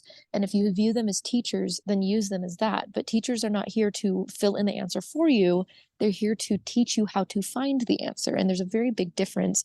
I think people just don't understand that a lot of the time, which is a little frustrating. And it's gotten to the point where I've just shut off my DMs, which sucks, because again, I really like talking to people. I like when people, especially if they recognize me and they say hi, like it's always really fun to chat. But at the same time, when it turns into, oh my god, it's so nice to meet you, also like I found this one really weird rock, like what do you think I should use it for? And it's like, dude, I don't know what I should use it for. Like if I had it, it would be totally different of the things that you would use it for. So that's a whole separate thing. And then we didn't even get into like the death threats and the threats and the stalkers, and we didn't even get into all of that. So I don't think that that's really a whole conversation that we need to have right now.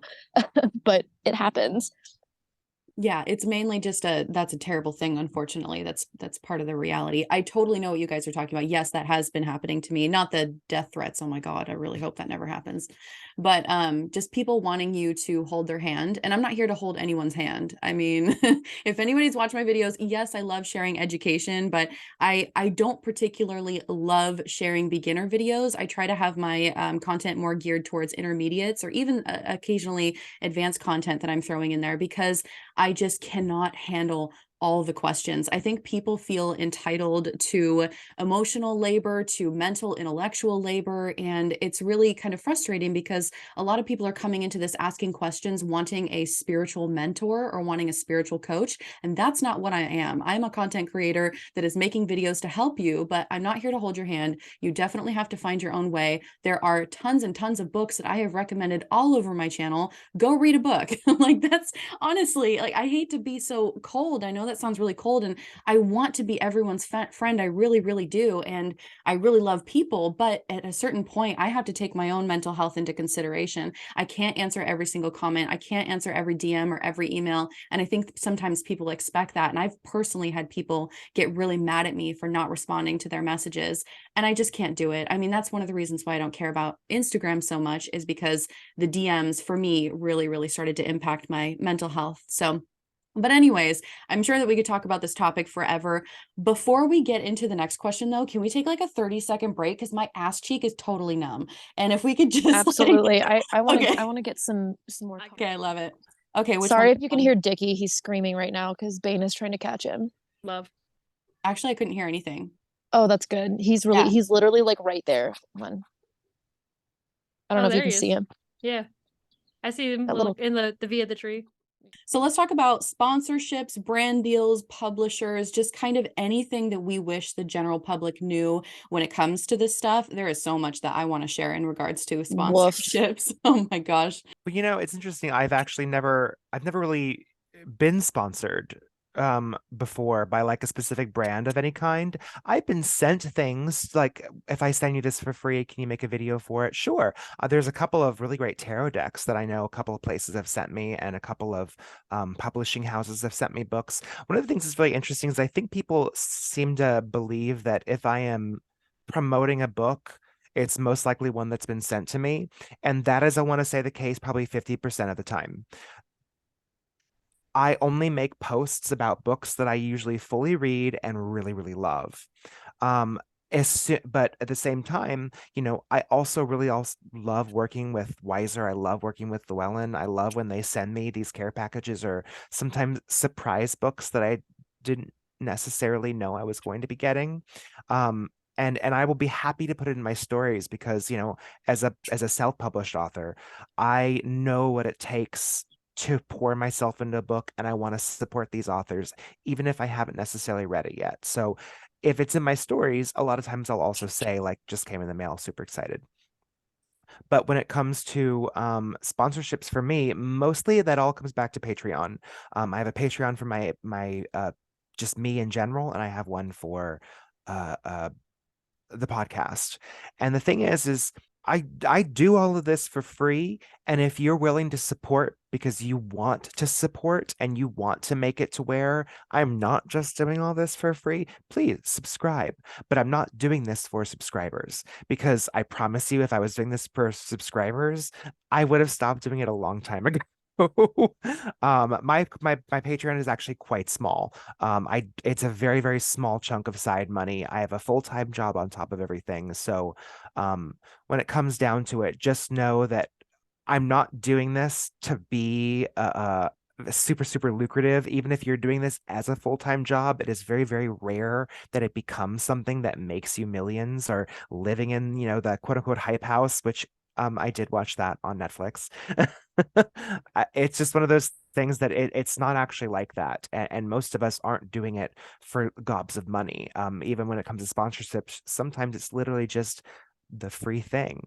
One, like, it's not easy to get sponsorships, but it varies from person to person. And I think I've only been sponsored once, and it was like officially sponsored. I think it was Ada Love. I'm pretty sure it was a ring company, and they sent me some really beautiful rings. And that works in a charming jewelry. I know Olivia's got jewelry sponsorships, but like a lot of the stuff I get sent is just, here, have this. They're not even asking for anything. So like there are a handful of things that I've even gotten at my smaller size. Like I've got a tarot deck. I got actually a really cool notebook and like postcard thing that they were just like, we just want you to have these. We think you would appreciate them. And so I have these like Gemini cards that say from the desk of Nike Laurier. Like, it's really cool. But like they're not asking me to do anything about it. But I think people get annoyed with sponsorships sometimes and they don't understand why you have to do them. And it's like, I don't think y'all understand how little social media pays in general. Like YouTube does not pay a lot. At my when I was like super active every single week doing videos and going really hard, I made $100 a month. Like that's what YouTube paid me. I'll be super transparent. I've never been shy about the money I make, and that's not, not everybody's comfortable saying what they make. I didn't make a lot. I don't make anything from social media right now. Like it's zip zop nothing. I made about $100 from YouTube, about $100 from my Patreon, and then when I was doing the podcast, that was $100 to $200 a month. So in total, social media made me $400 a month. That isn't even my half of rent in a cheap apartment with my partner. Like that's nothing. And so sponsorships usually are the bulk of what people are making their money from, depending on the creator, because that also varies too. So like when people get upset about the sponsorships, number one, on YouTube you can just skip them. Just skip right ahead. Like I've done it. There's no shame. You just skip the sponsorship part and you move on. But we kind of have to if we want this to be something that you don't personally have to pay for. If you don't want us to paywall all of our content, we got to take sponsorships. That's just what it is. Unless you want to pay me directly. Do you want to pay me that money? Because like some people straight up say, we don't do sponsorships because we have the Patreon. If the Patreon didn't pay enough, we'd have to take sponsorships. So thank you guys for whatever. But most people in the witchy space are not going to make enough money from Patreon alone or YouTube AdSense to be able to not do sponsorships. So like sponsors are important and we try to be really responsible about them, but they're just a necessary, I don't even want to say evil, they're just a necessary part of content creation if you want this to be something we can keep doing. Because like you could be in my case where you're working full-time 40 hours a week, you're tired, you've got other hobbies in the background, and I don't have a lot of time for content creation right now. I'd love to be able to do something like that full time, but I just can't. I don't make enough from it. And maybe one day I will if I keep at it. But most people don't. Even when you get tens of thousands of subscribers, 20,000 subscribers is $100 a month. It's nothing. Too much, but I'm going to try to condense. So first of all, I like to separate these things into three different aspects. Sponsorships, the ones that actually pay you money and send you or whatever, like do whatever, but they pay you money. There's partnerships where they just send you things or give you access to whatever, but they don't pay you anything. They just want to give you the thing and then in turn have you talk about it. And then there's affiliate where they don't pay you directly, nor do they can send you things, but the affiliate, the more you promote it and the more people buy from that link that you put in, you do get like a small chunk of that. So there's those three different things. Sponsorships and partnerships, I want to flat out say that they completely fuck over creators a lot of the time. I know that I've had the same company reach out to me and offer me like $300 to talk about something on my channel compared to reaching out to another person and offering them like $50, which is ridiculous. But it you would never know if you don't talk about this. And yeah, like you said, Nike, I'm not afraid to tell people what I make. I make a little under 30,000 a year.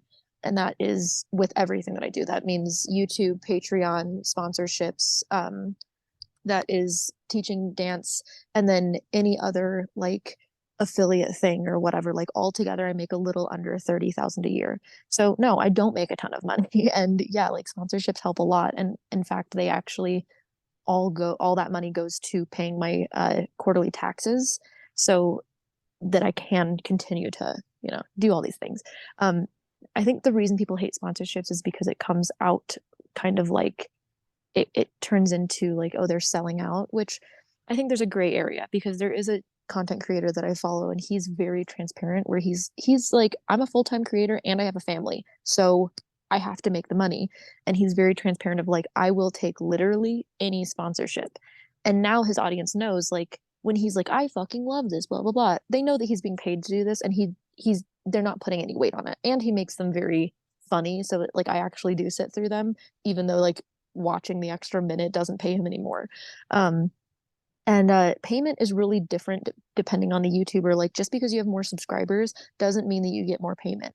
And really quickly, the way I figured that out was because I was watching a woman who does financial content, and she had 70,000 subscribers at the time, and she was like, I make $3,000 just on AdSense. And I'm like, fuck, if I could make, that was like way more than I was making at the time. And I was like, if I could make 3 grand a month purely on just YouTube, like I'd be set. I would be so comfortable. And when I hit 70,000, I was making 600 a month. And the reason for that is because the ads that was playing on her channel were curated for her audience, and the ads that were playing on my channel were curated for mine. And the ones that were playing on my channel pay YouTube less because they are not as big of brands, in turn then pay me less. So that's kind of how, that's like a really quick way of that, how that works. I try to work with only companies that I really, really like, that I actually do use and that I actually do stand by. On top of, I understand that there's a lot of like small companies or small businesses that reach out and they're like, I can't pay you the amount of money that, you know, other creators or other companies can. And I understand that. And again, if it's a small business that I'm like, yeah, I support this and I want you to get business, I'll take the product and no money. I want to support other people, but like if it's a larger company, or like Temu, I'm going to call you out right now. I don't know if Temu will see this. Temu just reached out and was like, we want to pay you to do this thing. Well, I found multiple tarot decks that were stolen. All the art, they're stolen. So Claire Goodchild, one of my favorite artists, she wrote the Book of Seances. She has this beautiful tarot deck. She sells it on her site. She doesn't even sell it on Amazon, but she sells it on her site. And again, it's her art. She's a small business, and they've copied it and are selling these decks for like $5. Ridiculous. And so I was like, oh, you guys are thieves. I'm not gonna be like, Temu's amazing, I love this app. And I'm glad that I went through and like downloaded the app and like saw what I was getting myself into before promoting an app that steals from artists and small businesses. But yeah, again, like it just depends. And I don't think, like, creators are just trying to make it by. They're just trying to, like, again, feed themselves. We're not, I don't know why people think that YouTubers are just rolling in the dough, because God, I wish. Maybe that's the Capricorn in me, but like I do not make that much money as what people think that I do, but I'm also not. I also, you know, I work really hard to make the money that I do, but sponsorships are weird, and I understand why people get upset about it, but just skip them. Well, and as a note too, just on the YouTube, the YouTube AdSense stuff, just because I've tried to do some research on this, and I just like the knowledge, and I watch a big variety of people. Like I was talking about Ludwig earlier, and he talks about he's also very similarly transparent. He talks about the YouTube CPM and everything, and part of the YouTube AdSense and why different people make different amounts from YouTube alone is what they make. And it's not just that the sponsors do that, but it's also that they get a certain amount. CPM is, I think it's like clicks per 1,000 or something like that, or it's basically for every 1,000 views you get paid this much. And so the AdSense is based on what genre your stuff is considered part of on YouTube. So there's like financial, there's educational, all that kind of stuff. There's different CPMs for different areas. So what you see one person making at $70,000, yes, is in part because of the sponsorships, but it also is based on the YouTube CPM. So we, as a space, do not get a good CPM. We just don't. Yeah, you get all the ads that are like aliens, lizard people, and you're like, great, you know, like I know that you're not paying me anything. Whereas well, and YouTube doesn't necessarily want to promote that stuff as well, like as much, versus like a variety streamer like Ludwig, who's going to be talking about video games and things like that. Like that's a lot easier to have a good CPM, or just variety content like that. The CPMs for different creators are a lot higher. So maybe you see a different creator who has 20,000 subscribers like me, and they make I don't know, $700 a month or whatever the fuck it would be.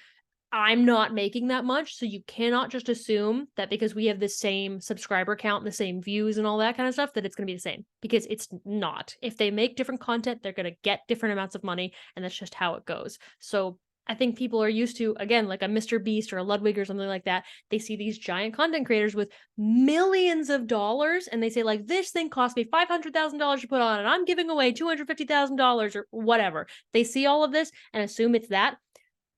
That's not. God, I would love to do that too.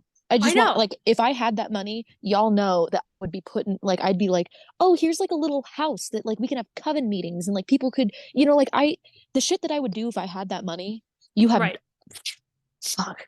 Oh yeah, no, same thing. I've thought about, even just for like my hobbies, like the things I'd be able to do for the nonprofit stuff that I do work for. God, if only. but I don't make that much. I, in my regular day job, make 35,000 a year, and even that's like scraping by. To know like what the threshold is for what you'd have to make is really daunting. So like sponsorships are really important for that, because like we're just real broke. I hope you guys understand. Most people who are making your video content are working full time. Olivia at some point was working like 3 jobs and also doing YouTube and like Yeah. poll and like there is so much that we have to do just to be able to do this period. Like to be able to support myself to make this at all, I have to do all of this, and it's just a lot. So like sponsorships are really nice. I got the one paid sponsorship. It was really cool. Yeah, Sponsorships are necessary. I'm sorry, guys. it is. Yeah. I agree with all that. I think for me, so I've been sponsored a couple times, and then I've also had a handful of partnerships. I'm glad that you put that distinction, Olivia. Thank you for talking about that a little bit. And I wish that the general public, there's some people in the general public that think that we should work for free. And I have been very transparent on my channel that I am here. All the money that's raised from my YouTube channel goes straight towards my college tuition. I am not even going to lie about any of that. Okay. If for anybody watching this, it doesn't know, I'm double majoring in molecular biosciences and psychology. And that means I have a ridiculous amount of tuition that I have to pay off. And I'm not going to be, I don't know, weird about it and say, that I don't need money, because I do. I'm a college student, let's be real. And yes, I love producing this content. I think it's really important to share knowledge, but at the same time, I do believe that I deserve to get paid for my time and effort. So that's one thing I think that frustrates me the most. And then I also kind of wanted to bring light to how the sponsorships work as well, because yes, I've had partnerships where people will just send me stuff for free, and then I'll just kind of talk about it randomly on a video because I want to. I'm not obligated to talk about that item. I don't have to if I don't want to. So I wanted to put that out there.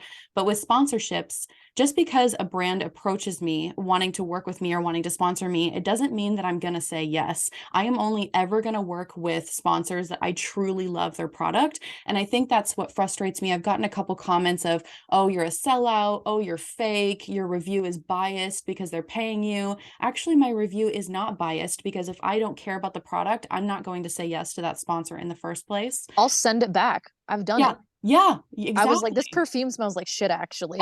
I'm sending this back. Yeah, for real. I don't know. I would feel uncomfortable talking about a product that I don't actually care about. And when you have a sponsorship, you actually sign a contract with them and you say, okay, I agree to talk about the product for 45 seconds or for 2 minutes or whatever. And I've actually gotten comments on my videos too of like, oh my gosh, you're talking about this product for 2 whole minutes. This is so boring. I'm so frustrated. And I put timestamps on my videos for a reason. If somebody finds that part of my video boring, they are more than welcome to skip forward to the next timestamp. But I think that what people don't understand is that I have signed a contract to now talk about this product for 2 minutes. I can't just, cut that off. That's part of the deal when you're working with them. So for anybody watching this that is maybe needing that enlightenment, use the timestamps on a video. Skip the parts that you don't want to watch. So that's kind of what I had to say about that. Okay, so much more that I wish that I could say in this category, but I know we're trying to like go rapid fire now because it's getting a little bit longer. So let's talk briefly about creativity blocks. If you've experienced this, how do you cope with it? What's been the impact for you? For me, a lot of times, honestly, I have a schedule for my content. I put out posts specifically on Instagram Monday through Friday at 9 a.m. That is my mostly pretty much my commitment, and then an article that I try to get out on my blog every other week on average. There are many times that I have to kind of come up with something that I actually don't have any inspiration for because I have that schedule. And what I really like to do is when I have inspiration, I like to get it out. I like to basically build out things in advance. So I have a whole schedule where I have confidence in the things that I'm putting out. So I might have this rapid fire thing where like I'm very active mentally in the morning. So if I'm at the gym, if I'm working out and I'm like, oh, I have an idea, I'm gonna tweet it. Oh, I have an idea, I'm gonna tweet it. Sometimes I delete those later. But if they're really, really good, and if I feel like they can be expanded upon, especially when it comes to the pagan or witchcraft community, I like to turn that into a post. And those aren't really about creativity. They're about my thoughts and how I want to get that out into the world a little bit more, create more community conversations, maybe touch on a subject that I don't feel is being talked about as much. For me, if I honestly can't, if I'm feeling a complete block, it comes through in the work and it just kind of feels and looks like crap. So I really, really stepped away from trying to force things to happen. Um, there have been a couple days that I'm like, I really got nothing this morning. I'm not posting. And it doesn't happen often, but because I like to plan things out in advance and I can do that in advance. But now 3 years in, I gotta be inspired. If the inspiration isn't there, then I don't feel it. And I feel like it comes out in my work and I feel like it's just kind of just a little shitty. The one gripe I have though about that before I move on, is I will put so much work into something that I feel so, so excited and proud about, and it will get barely any views at all. And then the one stupid hot take will get so much response. And I'm just like, God, if only I could get this many eyes in the thing that I actually cared about. So if you have just for listeners out there, if you follow someone that you really like, turn on those little post notifications on subscribe, depending on which platform you're in, because that way you get updates. Some people are like, oh, I haven't seen your stuff in forever. I'm like, I post 5 days a week. You can, I'm just saying, like, it's great to support the other work. If you go to someone's page and you like a couple of things, go through the rest of their page. I bet you'll generate questions you want to ask, and I bet you they have already put out great content that answers those questions before deciding to comment and DM and ask them that direct question yourself. For my creative blocks, I'm the same way as you, Marshall, but instead of just like rapid firing it out in the world, I will stockpile. So if I get a bunch of ideas, I actually have a document that's just called video ideas, video outlines. Like if I have points I want to get to, I will just throw it on that document. It doesn't matter if I'm going to do that now or if it's going to be a while from now.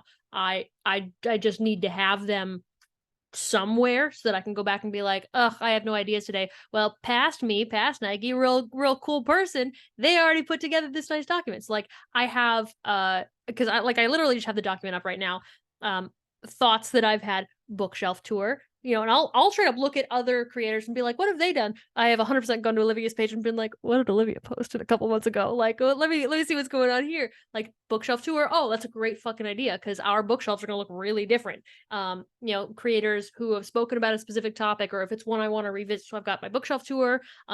There's talking about like the heathen soul, spirits in Norse heathenry, a redone video on offerings with more information. I've got like links and books to reference, the concept of luck, chance, and fate, and that would be including astrology, heathenry, Hellenistic polytheism, whatever else, where we see it in folk magic, cleaning versus cleansing, just stuff like that. Like I've got this document full of stuff with different points and things that I want to put on it, even if they're not really fleshed out. Just here's a list of stuff, so that if I have a week or a day or whatever where I'm like, I don't know what to do, I've got my whole document I can go and reference. And maybe it's not the best video, maybe it still feels half-assed, it doesn't get a lot of views, and people don't really give a shit about it. But as part of being a creator, platforms love consistency. So if you have to get something out and it has to be half-assed, it's better than not having anything at all.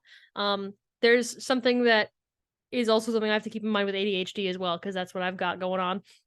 And the quote is something like, anything worth doing is worth doing half-assed, which is to say, it's better to just do something than to do nothing at all because you're waiting for it to be perfect, or it needs to be exactly right, or you need to be so inspired. Just do it half-assed, okay? That's good life advice in general. If it's worth doing, do it even just a little bit. Put in 20% effort. It's like with your grades. It's better to turn some piece of shit in than to get a straight up 0 on it. Just turn in something. Get a couple of points, because it's still points you wouldn't have had if you didn't do it at all. It's still a video. It's still an idea. Just put out the piece of shit. It's fine. Oh my God. I do the same thing where I write down all of the ideas. But also us as creators, we have a whole access of an audience. So a lot of the time I'll ask them, and well, no, I'm not going to make things that I'm not excited about. And like Marshall said, it comes through. I have made plenty of videos where I've just had so many requests on to make this video, and you can just tell I don't want to fucking make the video. Like it's half-assed. It's and like not in like oh, I should just get something out. It's like, it's just half-assed of like, okay, you're asking about this, here's the video. And like it's very clear that I don't care to be making that video, at least in that moment, if at all. And what's the point of making that video? Like, maybe somebody will get something out of it, but at the end of the day, I know that I didn't put the effort into creating it. So uh most of the time, I mean, my technique, I guess, has changed throughout the years of what I do. So it used to be like, oh, I'll just create something and then put it out, and create something and put it out. And then if I get into a rut, like, I'm just gonna push something out and just hope.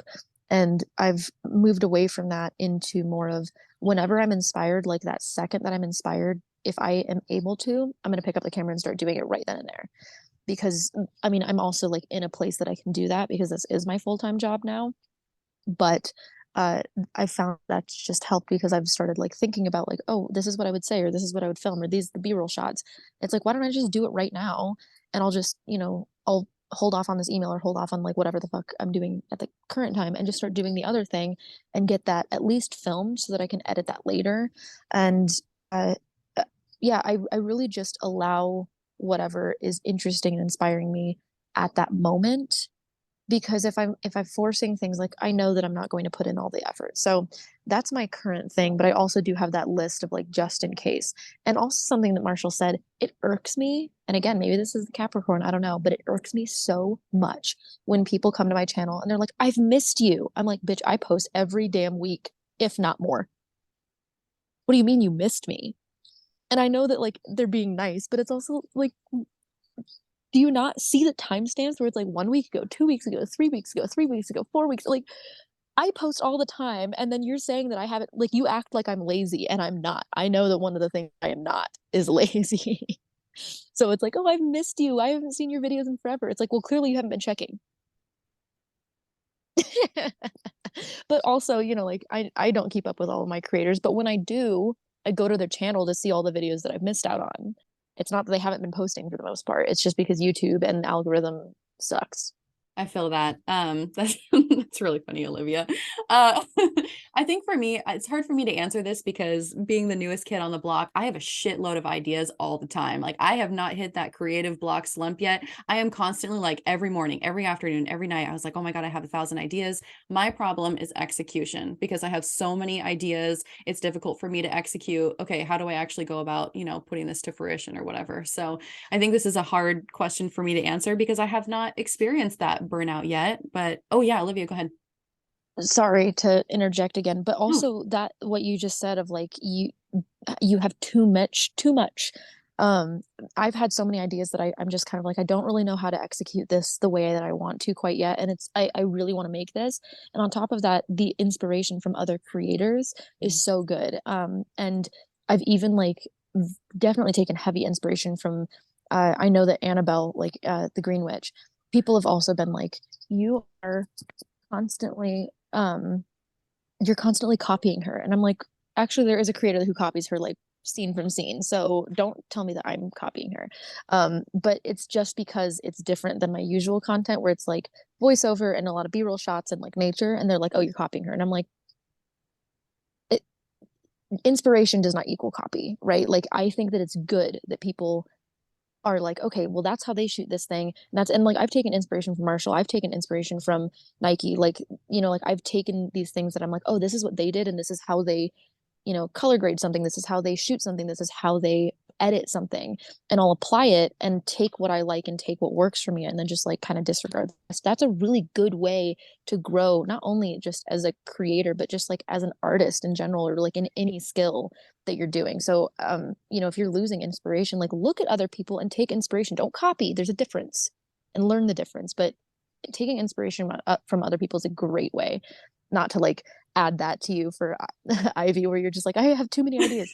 No, I love that. Now I want to know who the creator was that's like copying her, but we can talk about that offline. We don't have to say that right here. That's a whole nother thing we probably should have talked about in this video, is the politics of working with other content creators and navigating that. But honestly, we don't even have time for that now. So you're like, no, I don't want to throw anybody under the bus, but let's just say there are some people we work with and some people we don't. Okay, let's move on. There's also, I gotta put 2 seconds. There's the guilt by association. I can't do it. That's it's part of comment culture, the guilt by association and why don't you address, etc. It's all linked. Yep. I would agree with that. So how do you guys feel about how much sharing is too much sharing? So let's talk about, because some people may argue that you share too much. Some people argue that you share too little. And I want to know, how do you maintain authenticity with your audience and kind of walking that line? Um, this is actually a really wonderful question because I have said this, I've tried to say this from the very beginning when it comes to my page. Remember, when you're coming to my page, it is not a witchcraft page, it is my page. So when I'm sharing everything, I am never sharing too much. I'm always sharing just enough on my page. And that's the way it needs to be for my audience. If that's what you come to me, if that's what you like, that's wonderful. But I am never not sharing anything that I don't think is appropriate. Now, again, I'm going to say everything that I share is appropriate for my page because it's my page. But when it comes down to it, because it is my page, I'm going to share what interests me. I'm going to share what I think is important. You'll notice a huge portion of a lot of my posts and stories come down to me being queer, come down to anti-trans bills, legislations, rights, these things that are happening that have nothing to do with witchcraft, but they have to do with me and my community. So they're important to me and they're going to go on my page. People have left my page because of that. People have complained that I get too political about that. And when it comes down to it, I don't think anyone can be too political, especially in the climate where everything ends up becoming about politics. But uh, when it comes down to it, it's always going to be appropriate for me to share whatever I want to on my page because it's mine. The one thing that I've also been super vocal about is I am pro gatekeeping. I'm not pro gatekeeping in a world where, a lot of people have turned that into a naughty word, especially when they get emotional about not being handed something or spoon-fed something. I gatekeep my life. You don't get to know what city I live in. You don't get to know the names of all the spirits I work with. You don't get to know all of the specific rituals and what goes into my rituals. That's my practice. I have the right to gatekeep it. And I think that we all have that right. I want to take back the dirty word gatekeeping and make sure that all of us understand we have the right to have ownership to our own practice, to our own voice, to our own product that we put out, whether that's your art, whether that's your writing, whether that's the words and thoughts that you have to put out there. You can absolutely have the freedom to gatekeep what is yours, and you don't owe that to anyone, and the audience is not owed that. I have so many things I could say, and I'm going to try to keep it as short as I can. I'm long-winded. Blame the Gemini on me. It's fine. You will never share enough, and you will always share too much. And it just depends on the person. I was told recently by somebody who I'm in contact with that they had seen somebody saying that because I'm a heathen, I shouldn't have my name, and that you shouldn't name yourself after gods. And it's weird for me to have a Hellenistic name when I'm a heathen. So just having a name that I chose for myself that was not related to my path, like it connects. There are reasons that I chose it. There are pagan reasons. Like I'm not going to get into all of it. I've spoken about it before, but I chose my name very specifically, and it's my name. It's not the name I use online. It's my name. I go by this name. So there's people that will think that because you're pagan and you're a creator, this is just your online name. But in my case in particular, and I know for many people, this is my name. Okay. This also like intersects with trans identity and everything. And I think it's incredibly transphobic to tell somebody that just because you're a pagan and their beliefs are that you shouldn't name yourself after a god, that therefore you shouldn't have chosen that name. I'm sorry. Are you going to tell me how to live my trans experience and what I should name myself just because you have other trans friends who say that they agree with you? I don't give a shit what other trans people say about my name. I picked my name on purpose, and just having a name and having a practice was already sharing too much. That was already enough for people to make assumptions about you. And it's just two statements. This is my name. I work with heathen gods. That's enough. But it's also never enough. It's never enough if you don't literally page by page show your grimoire and record yourself every time you're at your altar. Nothing is ever going to be good enough for people if they want to find an issue with it, because it's either you need to do more, you need to show more, you need to be more open about what you do and like take me on every single waking moment of your life. And there's also going to be people saying that you shouldn't post pictures of your altar, you shouldn't say what gods you work with, you shouldn't talk about your experiences with them, like that's disrespectful to your relationship with that god. Nothing you ever do is gonna be right. So I think the balance, like Marshall has it exactly right. It's my page, I'll share what I want because it's appropriate for me. If you don't like it, go away, fuck off, I don't care. I don't give a shit what you have to say about my practice, because at the end of the day, who is it for? My practice is not for the people online. I am doing you like in my head, maybe it's going to sound really bitchy and egotistical and I don't kind of care. I'm doing you a favor by letting you see this. Okay, I don't have to post any of this shit. I don't have to do this. I'm posting this because I want to and I think it's helpful. I think this is something that people should have access to, but it doesn't have to be me. Somebody else could do this. I am giving you the gift of information about my life. This is something super personal to me. I didn't talk about religion for years because I felt very much this is a private affair. No one needs to know what your religion is if you don't want to talk about it. No one deserves access to your relationship with God or gods or spirits or whatever. And so for people to demand more access or to tell you that you're doing too much is it's stating something about themselves. It's projection at the end of the day of if you're sharing too much, it's because they feel vulnerable talking about their own stuff. And if they're saying that you're not sharing enough, it's because they don't feel secure in their own practice and they feel like they need more to know that they're doing it right. So that's a you problem. Sorry, guys. I'm going to share what I want. This is about me. You get a glimpse into it, but this is my life and you don't get to dictate who I work with, what I do, what I use, like what's around me. If you think violets is the wrong thing for this spell, or you think I shouldn't use Mullen for this reason, or I shouldn't work with Hecate because I'm a heathen and I work with Freya, like I don't give a shit what your ideas are. You want to walk into my house and rearrange my altar for me? Come do it. Come on, let's see what you would do, because I bet the way I would do things, I would be able to tell you that you're wrong. Sorry about it. You're never going to be right. I can't help you there. Sorry. My practice is for me. My name is for me. Fuck off. Heard. No, I agree with everything that you said. Also, that's like one of my most common comments is like, well, I wish you would post more spell videos. And it's like, what the fuck do you want to post?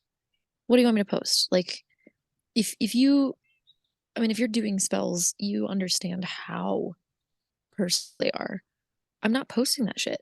And when I do, like, yeah, they are very like general spells and they are very general protections or things like that. So it's like I don't really mind if people know about these things, but I'm not going to share every single thing that I do. Absolutely not. Especially when a lot of the things I do are really, really personal with the local spirits and like my ancestors. Why am I going to share those things with you? I will share you the resources of like how I built upon those, but I'm not going to share you every single thing. And I don't think that that's like how Marshall said of I'm a gatekeeper too. And if you know anything about any occult practice, a lot of it's like this information is earned, it's not given. And while that, yeah, I still get frustrated by that of like, man, I really wish I knew how to do this, or I really wish I was taught how to do this, but I don't have access to do that. That's too bad for me. Further, I know that I vlog a lot, but I am very careful about what I vlog and who I vlog, and I ask everybody in my videos if they're okay with being on camera. And similar to Marshall, like my life is not just witchcraft. It's almost like I'm still a human and like do things that are human.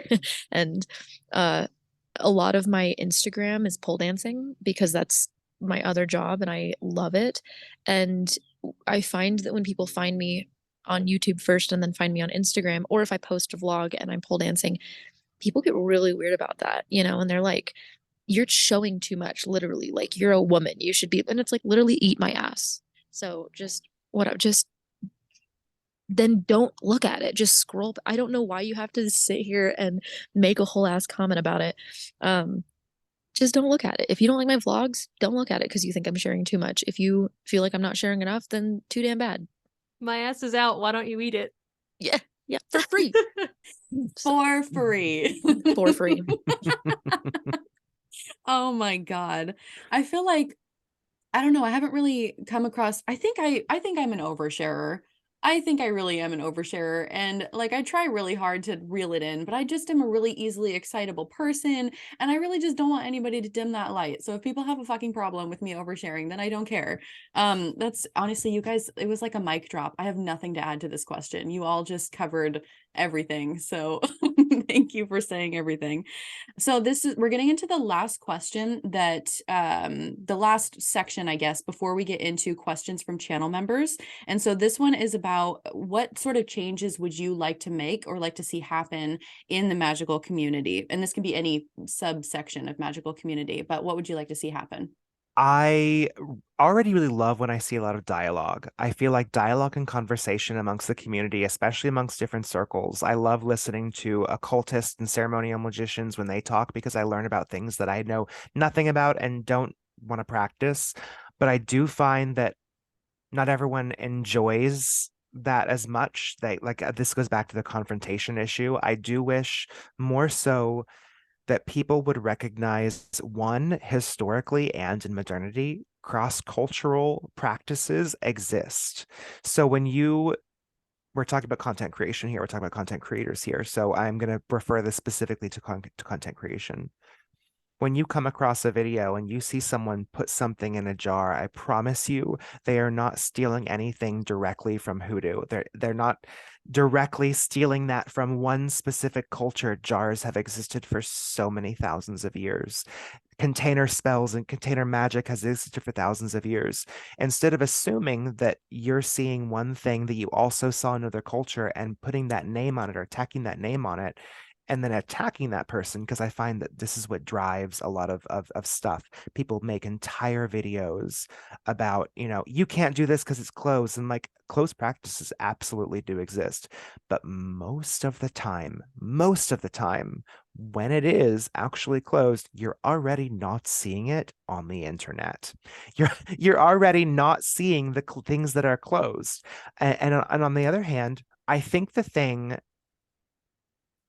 that I really, really love about the way that we inspire our community is sometimes I feel like I actually really, really love because both of y'all said this in the past, making videos like, why do I need to make a video about this? So and so's already made a video about this. I actually love just being like, hey, go see this person's video. They've actually made a wonderful video about it. And people will ask, well, why didn't you make a video about it? I don't need to. There are already a bunch of creators, several in this in this little panel who have already made videos about these things. And we can expand upon them sometimes, especially when we're applying them to our own craft and practice. But I just would love to see more of us lifting each other up instead of thinking I have to make something just like this too so I can keep up. Because I don't know, I feel like we are all putting different versions of things out there a lot of times. And if we have a new version of something that we want to share, wonderful. But we also don't have to just play keeping up with the Joneses amongst each other. So we can be the first to come up with this thing or I'm going to make this thing, but I'm going to do it better. Like it's just kind of silly sometimes because we actually have a really wonderful community. But I do think that the created fake competition that is between us doesn't exist. It doesn't exist at all. I want more collaboration and less competition. Yes. I mean, if I had to change anything, it's like I have so many things I would change, but it all comes down to slowing down. I wish people would slow down and wait to the end of the video to see if you answer a question. I wish they would slow down and read the caption to an Instagram post because what they're going to put in the comments is probably in the post. If you would just read the words in front of your eyes, it's right there. Please, God. I wish people would slow down and listen to the words you have to say in general, because there's a lot of people that will make a first assumption and throw that down and then later admit that they were wrong, but they just they get something in their head and they jump on it. Like I just slow down, chill out, like hold on a moment. Like we don't gotta get all amped up every time because not everything is that serious, not everything is that big. And if you just took a moment to be like, instead of saying, you're trying to say this, aren't you? You could instead say, slow down, hold on, calm down. it came across like this. Is that what you meant? Let the person clarify, or think it over a couple of minutes. Is this person really that type? Is this something that they're known for? Is this something they've said in the past? Like, is this a pattern? Or you jumping into some things? Slow down when you're reading things in general. Maybe some better reading comprehension from books, because I see people making some weird assumptions from stuff they've read because they just speed read through it and they didn't really bother to let it sink in. And slow down in your practice. There's this, like, I gotta be the best right now thing that happens to everybody of, I don't have enough information. I haven't done enough. I have to do everything right now. I have to be a master tarot reader, and I have to know all the astrology, and I have to know all the spell work, and I have to do everything, and I have to work with every god. Chill out. This is a lifelong path if it's actually what you're in it for. If you're in it for a hobby, okay, I get that need for speed. But if you're genuine about this is a religion or spiritual practice that you're planning to have maybe for the rest of your life, you have decades to do this. Okay, there's a reason that elders are elders, and usually it's like the elderly, like people who are old, because they've had decades of experience under their belt. The 25-year-old is not going to be the elder. Okay, that's just not how it works. Slow down, chill out, take in some of that Saturn energy, go slow. I promise it's okay. I want more curiosity and like experiment. That's what I want. I want people to stop being so fucking terrified of doing the wrong thing, because you're gonna fuck it up. Just accept the fact that you're gonna fuck it up and just do it anyway. Because the odds of you fucking up to the point that you are afraid of is so low, especially if you're just beginning. Like, there's no reason that you're going to accidentally summon this like all powerful spirit that is so incredibly destructive by like using calendula instead of lavender. Like, just calm down. It's okay. Just try it. So just be curious, try it out. Like, just because you don't see anything online of like, you can't use, or dandelions, can I use this in a spell for love? I can't see any of this online. I don't know. Try it. Try it. See how it goes. And if you don't feel like it worked, or if you do, then there you go. There's your answer. And then further, I want people to get offline and just go touch some grass. Like, please, there is so much information, whether that is right or wrong online. But at the end of the day, it's online. It's not real. Like, sure, some of the information is real, but it's not your practice. It's not what you're doing. It's not your life. So just take the information, note it, and then go outside and touch some grass and like just do the thing that you're going to do. Like, don't take it as seriously as I think people are trying to force you to. You know, like, this is your own personal thing. This is your life. People have no authority to tell you how to have your practice and live your life. They're all just suggestions. So go touch some grass and be curious. That's what I want. My cat just keeps booping everything with his nose. So I'm like, No worries. What you said, Olivia, is kind of similar to what I was going to say. I was going to say what I wish would change about the community is I wish we could all acknowledge that we are all collectively right and all collectively wrong at the same time. What is happening in my subjective universe is very valid to my own experience, but that doesn't mean that it's going to be the same thing happening in someone else's subjective universe. And it kind of goes along the lines of, can I use rose petals instead of lavender in this spell? I don't know. Try it. Like, that's literally exactly what I was going to say. What works for me, it may not work for you, and vice versa. None of us know how magic works. This is not a scientifically proven thing. I mean, yeah, we have techniques, some are more effective than others for certain people, and we can teach what helps for us. But I think this idea of there is only one way to do things. My God is the real God. No, you're wrong. No, you're wrong. That part really, really drives me insane. That's why we have all these wars over who is the more valid and correct God. I don't know.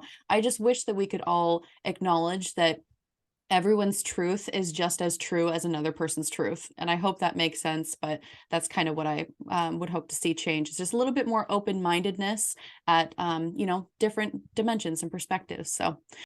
So now we're going to move on to some questions from channel members. And I just had to double check and make sure we were still recording, because we've been recording for so long. I was like, wait a minute, is the button pressed?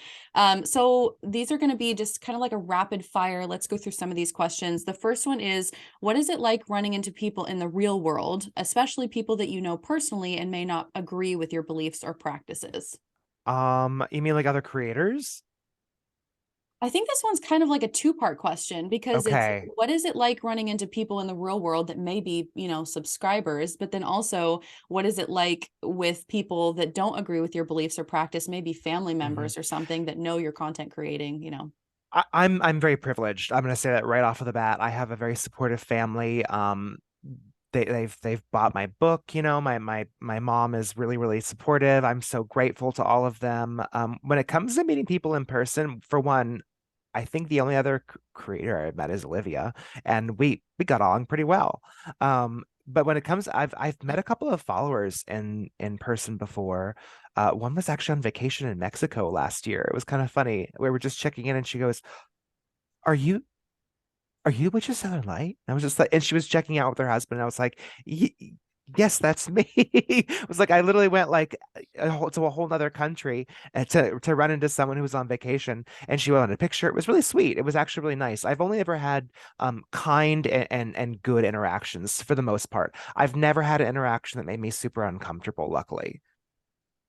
I don't think I'm big enough on any of my platforms to have had people recognize me in public. Nobody's ever approached me. So the only thing I can say is people that I've told in my personal life. So like that's when my YouTube was really taken off, I eventually was like, I know some of my friends are pagan, I might as well just say it. So I posted on my Facebook, my personal me Facebook, and said, "Hey guys, I do this thing, just so you know." And I'm like, weirdly, I am more private about that stuff with the people I know in real life than I am about my practice in general online. I share so much more. So it was really nerve-wracking to be like, I don't even know that I want to talk to people about it, and I really don't talk about it very much. The majority of it now is like people have received it really well, but I have, very open-minded friends, or if they don't receive it well, they don't say anything about it. So like for example, I have this silver cake platter. It's actually more pure silver than sterling silver, just by a little bit. And so that's where I do all my workings. And I just had one that I did for a friend who has been struggling to get a job because the job market is shit right now. Like it just sucks. And my partner had actually mentioned, like, yeah, our buddy's having these problems. And I was like, does he want me to do a working to help out? So I'll do those kinds of things. They're like they'll either ask sometimes or I'll ask them, but it's because I'm open and they know. But that friend is also pagan, so it's like that's a lot easier than a friend who isn't pagan and is like, "Do you want a little something?" I told one coworker about it, and she and I were both in a real shit job, and we were like, "Yeah, I hate it here. We need to get out." So I did an uncrossing for us both, and I did like a find a new job spell thing. Like I did that for both of us. And she really isn't like religious or spiritual at all. Like she's got a little bit, but not a lot. So most of the time it's pretty well received, but I'm also so selective about who I talk to about it that I already usually know what the reception's going to be in the first place because if I don't think you'll handle it well, I'm not saying it. Although I've had weirder receptions from friends who are in that sort of pagan spiritual area where they're not as I don't want to say they're not serious about it, but they're just not directly religious in the same way. Where I said of somebody who had, and if you gotta bleep this out, like do what you gotta, but I had said of somebody who had raped a friend of ours that I hope he dies. And he was like, "No, you don't say that because that'll come back on you." And I was like, "Actually, no, it's not going to. In folk magic, that's like a whole thing that if it's deserved, it's deserved. I hope he dies. He deserves it. Hope he dies." Like it's the love and light stuff is more of what I run into of like you can't do baneful magic and you can't say nasty things. Yes, I can. Yes, I will. I will continue to. Bye. He deserves it. Hope he dies. I wait, am I still muted? Okay, thank God. Um I'm such a grandpa. Uh I meet quite a few people because I'm a travel bug and I cannot stay in one place. So I've met both Nike and Marshall and Annie and like a couple of other creators in person, and they're all fantastic. I recently held a meetup actually where I invited my audience to come out and meet each other. It wasn't like, hey, come and meet me and like get a signature. It wasn't that. It was more of like I wanted people to meet each other in Denver. I have had a couple, like just a handful of people who I've ever met that have made me uncomfortable, but it was it's pushing the line. Whereas most people are so nice, and if I get recognized, they're like, "Oh, I follow your YouTube or I watch your Instagram," and they're always really sweet. I've never had it something that like I've met somebody and I'm like, "Oh no." It's usually just kind of like, "Oh, you're like a little intense because you're asking me like, about my family or something like that." But like again, I think it's that parasocial relationship, and I'm also socially awkward, so like I get it. Whereas bad interactions, I don't think I really have had. And then I'm also very privileged. Like my family my mom is totally fine with it. She'll even like send me photos now if she like sees something and she's like, "Can you use this in your witchcraft?" And I'm like, "Yeah," like she's amazing. And then my partner's family just are like, they're totally fine. My partner's like, "I don't know, you're crazy, but it's fine." And I'm like, "Thank you." Like everybody just dismisses it really and like doesn't, if I want to talk about it, they'll let me, though they acknowledge that they don't know what else to say. I have a ton of friends who are definitely not religious, definitely not spiritual, and I'll be like, I need a piece of your hair. And they're like, "All right, how much?" Like, just okay, you do you. Like, they don't ever give me any judgment of it, despite if they believe in it or not. So I actually have very little bad experiences. The only bad experiences are people from afar who are stalkers. So but there's no people that I meet in person that I ever have issues with. Well, I will say for myself, no one in my real life knows that I'm doing this. I mean, my partner does. My partner's the only one. So, well, that's not true. I do have a couple friends. My coven knows, obviously, because they're in this community. But the main reason for me kind of keeping this Ivy Corvus alias somewhat of a secret is because I'm a healthcare practitioner, and I don't want patients like looking me up online and then finding I'm doing weird witchy shit on the internet. It's just a privacy thing. I just feel like I need to keep my two lives separate for right now. I have started to tell my family, but that's been really difficult because I don't want to go into all of that. But it's let's just say that like nobody knows, and for right now that is going to be how it stays. So but it is interesting because Ivy Corvus is obviously my chosen name, it's not my birth name, and so I find myself becoming Ivy Corvus the more that this goes on. I'm now becoming this human. Nike, yeah, you know exactly what I mean. And it's weird because I feel so much more alive and more myself when I'm Ivy than when I am my birth name. And so when people meet me in real life, I almost slip up and give them the wrong name because I'm starting to like assume this, I don't know, different identity. So it's kind of a weird thing I'm going through. I wouldn't say I have a big enough following to where subscribers are spotting me out in random places, but I have met a couple subscribers, and the comments that I've gotten is, "Oh my gosh, you're so much taller than I thought you were," because I am a big woman. Okay, I am 5'9". I am incredibly muscular. Like I come from strong ass genes, and it's like I think people are a little intimidated when they meet me because I just like overtower everyone with Nike. Do you resonate with that or what? Nike, No, it's it's the opposite. no, yeah, Oh, same. Yeah, people are like, "You're so much smaller than I thought." And I'm gonna tell you right now, Ivy, it's a huge part of that is the way that you're filming your videos because you film it from above and not below. oh, well, nobody I wants the double chin. Why would I film from below? Like that's No, it's not a terrible. bad thing at all. Yeah. It's just the view of it. Yeah. And like I tend to film down here most of the time. Hmm. And so people are always like, "I thought you were like 5'11" and I'm 5'2". Like I am travel sized 100. Yeah, well, like You I've so are Olivia's short. yeah, I Olivia's told you. 5'2", I'm 5'3". Hmm. Yeah, so like I'm we're five all seven. yeah, Oh like Yeah. Marshall's, wow. Oh but my it's super gosh. funny because like we'll get, and some of that's also an energy thing. Like Marshall, you read is super tall to me. Like I feel like Yeah. in my head Big you're dick Same. 6 feet energy. tall. But people think that I'm like 5'6", 5'8". Like they assume I'm really tall, and I get this in real life too, where people will like there are people who are physically next to me and they don't think about how big I am or how little I am until they actually look at me and go, "Oh my God, you're so small," or they pick me up, and I'm like, I've been standing here this whole time. I'm a foot shorter than you. Do you not realize how short I am? Yeah, people online just assume that we're such different heights, but I think it's like I'm just real big energy, and Olivia has that bad bitch energy, so people just assume real big. And Olivia is also smaller than me, even though we're only an Hmm. inch difference. She's just like very small built. Petite. Yeah. Like when she showed up at my house the first time that she had met me in person, and I went to give her a hug, like I could visually see her, but putting like my arms around her for that hug, I was like, oh my God, she's like, I felt like I was doing this for a hug instead of this. Like it just felt like I was holding a little baby bird. Like it's such a difference of like what Yeah. people expect versus what you really are. Oh, it's so weird. Oh People my always Yep. tell gosh. me they're like you're so much they always say I expect you to be taller. I'll tell you one thing. I don't mind it, but that's not always the most joyous thing to hear.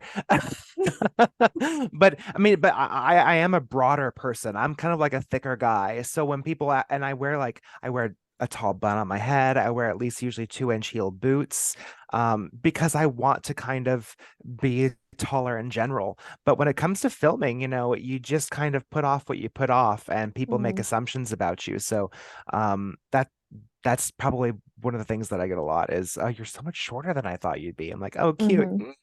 Okay. Well, that's Okay. yeah, interesting. I mean, yeah, I don't mind it. I think for a long time I struggled with just being a larger woman in general, especially when I used to do bodybuilding. I was really muscular. Now I'm kind of okay, I need to work on my weight loss. I've gotten a little soft, but I used to be, like really, really muscular, and I've always been this larger woman. And so I think there was a lot of self-work that I had to do on that. And now I love it. I'm like, come here, my children. Come hither. Come here into my space. I will protect you. So Ivy's a mommy is what we're saying. Yes. Basically. Yes, exactly. That's the vibe. So how has being a content creator impacted your day-to-day life, your relationships, especially as an occultist?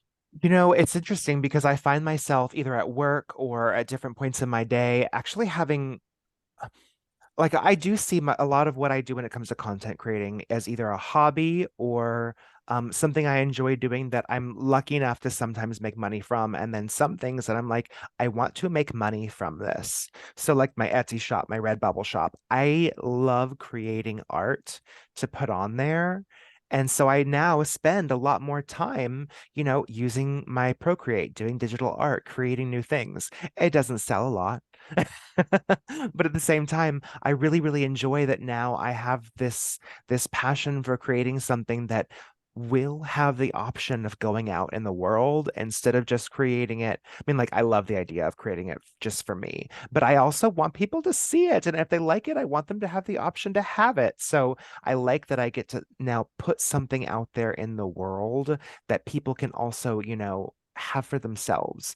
I will, between clients at work, sometimes create things on Canva. I will sometimes, no, almost every single day I'm going to the elliptical. I am making content. I'm writing out captions for my Instagram. And I just want to tack on real quick. Yes, please, please, as Nikki said, read the caption, read the caption, read the captions. I promise you, if the question pops in your mind, it's most likely answered in the captions or the comments already. But read the caption.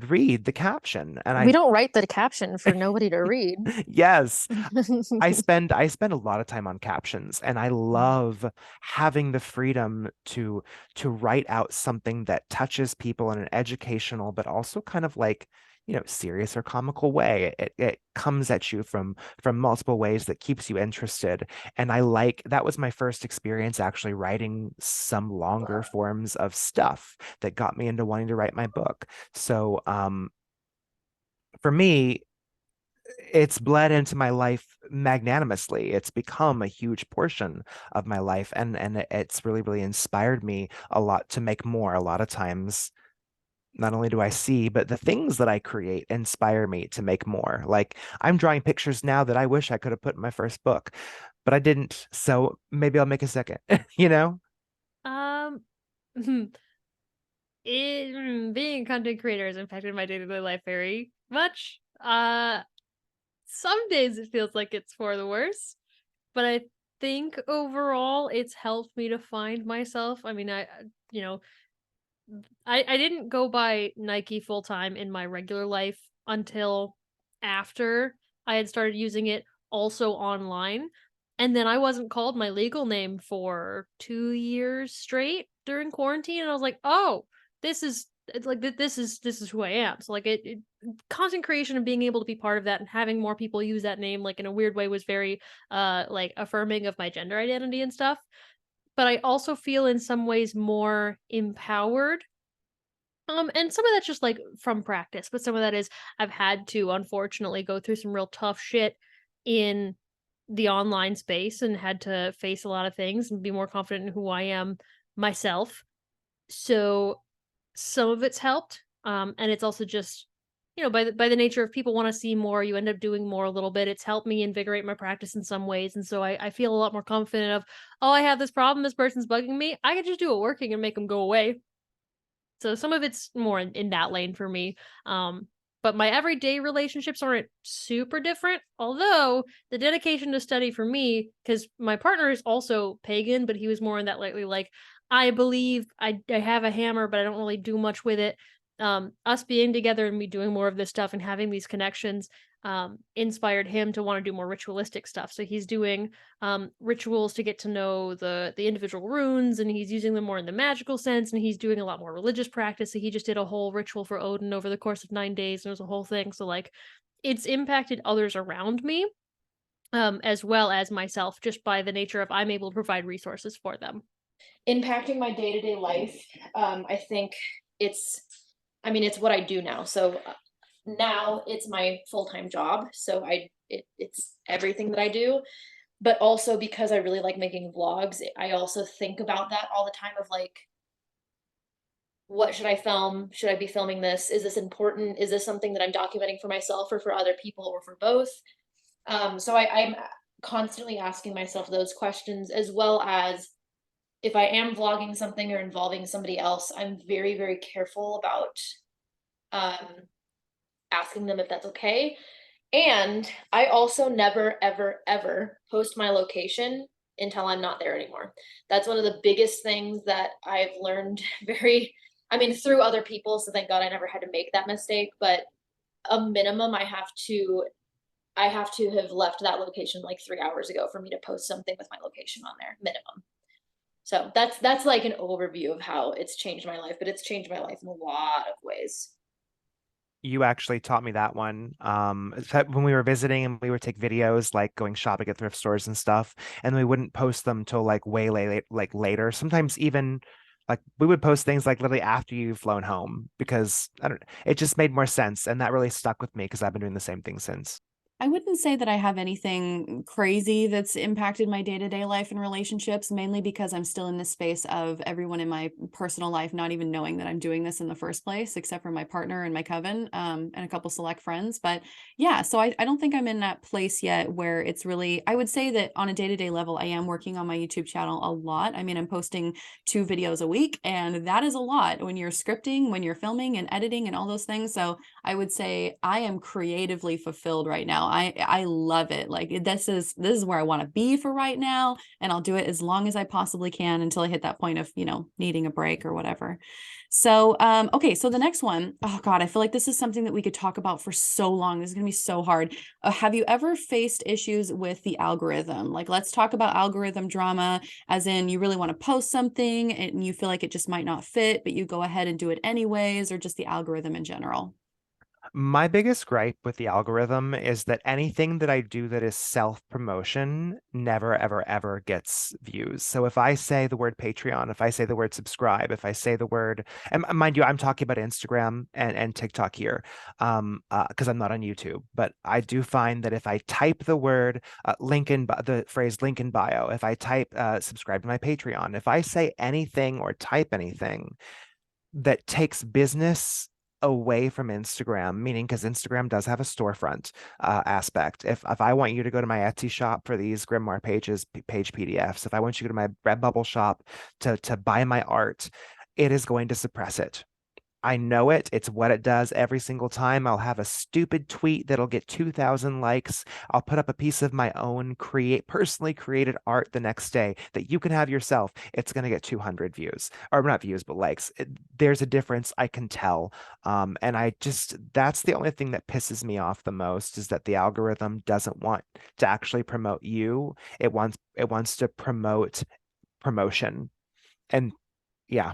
I struggle with it constantly because I don't understand the algorithm on any platform. Like, I understand some of it, I don't get it. And also, the things that I'm passionate about outside of witchcraft content, I don't know what's going to do good and what won't. And I want to do more of my photography stuff and show off the photography, but people aren't really here for the photography necessarily. Like, they like my pretty photos, but they're here for the information. So, me wanting to get my photography liked and enjoyed and seen and spread around, and having to match that with the algorithmic content is really hard. And on YouTube specifically, I've wanted to do more astrology content, but every time I've done even a little bit of astrology content, it gets no views. It's nothing. No one cares. No one wants to see it. The things that get views are hauls, book hauls, supply hauls, people really like spell work specifically, and like a couple of other things like that. And it's just the things that don't really inspire me all that much. Like I want to do other things, but people don't care about that. They want, show me spells, show me your books, show me the things you get, like show me the stuff. And I don't want to show the stuff. I want to talk about ideas and give concepts and show things that are beautiful to me, and those just don't get views. And I think that really sucks, because like I really like portrait photography, and my face does well enough on my page, but I also have dysphoria issues and like not body dysmorphia in the like eating disorder kind of way, but just like there's things about it that I'm just like, I hate this some days.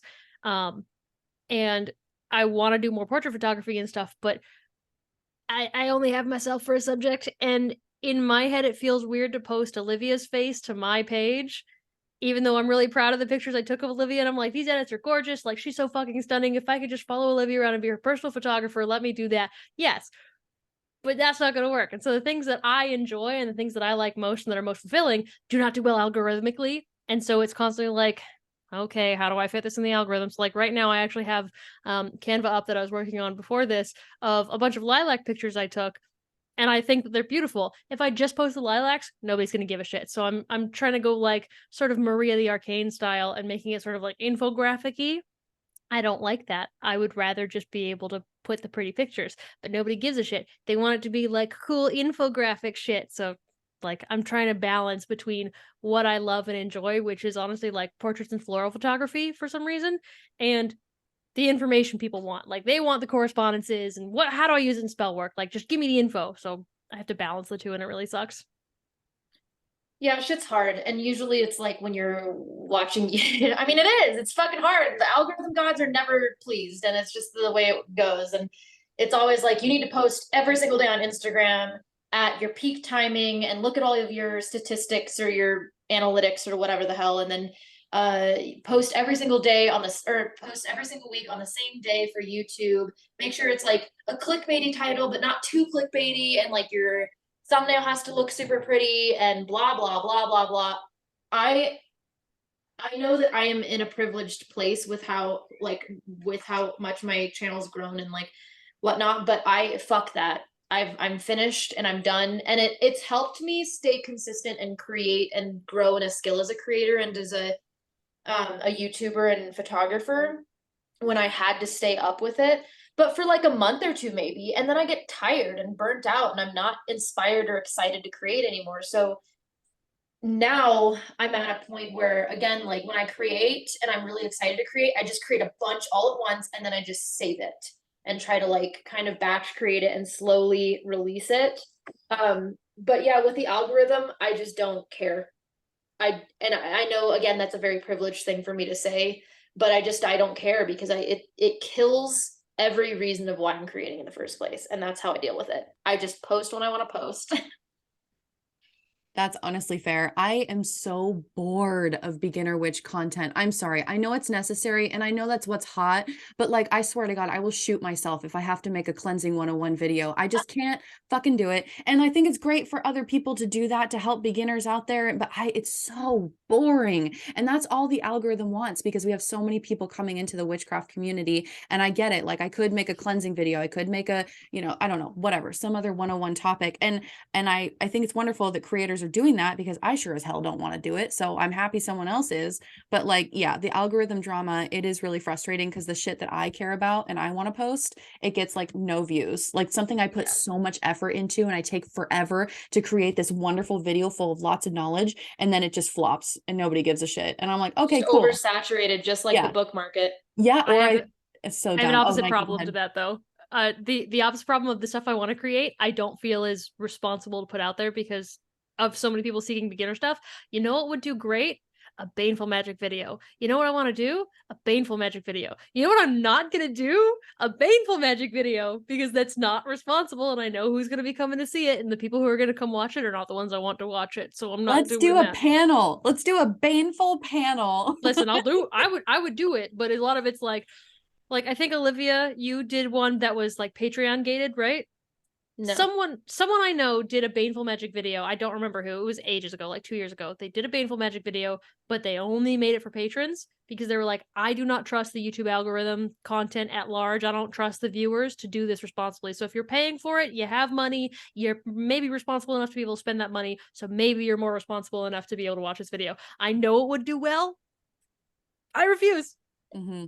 I'm gonna say something that I think also comes back to some of the sexism that goes on in this is I'm not on YouTube, but I have put out a few baneful TikToks, a few baneful instructions. I put up a few posts that include baneful spell work and how to go about doing it.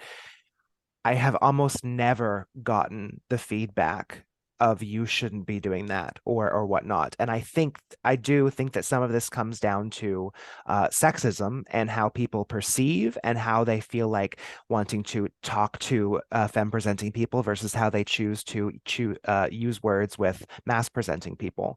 And this is just my opinion. I do think it comes down to that because I do think that people like to I think people like to pick on girls more. I think people like to pick on femme presenting people because you and I could say the exact same thing, but I guarantee you're going to get more negative feedback because of that. I'm not endorsing that, please no.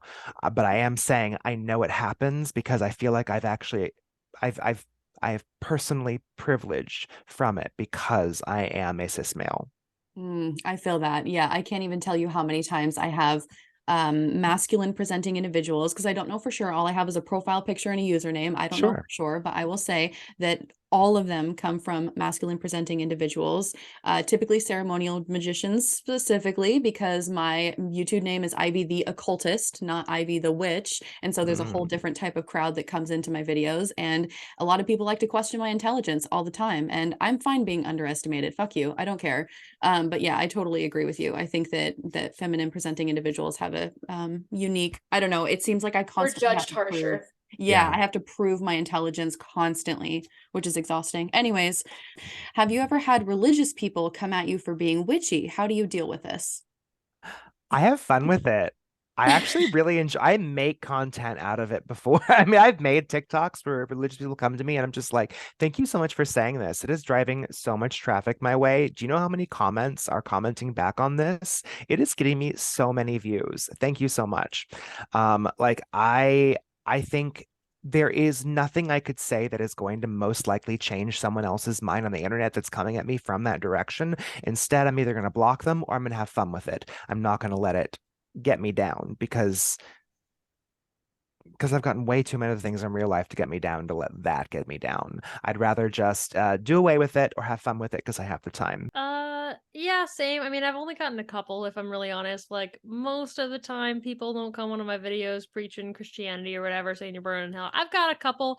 But also, like, growing up queer, you're almost desensitized to that in a sense. Like, I'm sure Marshall has similar experience. Look, Yeah. I'm gonna hear it my whole life, starting at whatever age that I developed, like, the idea that I was queer, and I also dress the way that I dress, like, for people who haven't seen it already, like, I'm just in a crop tank top.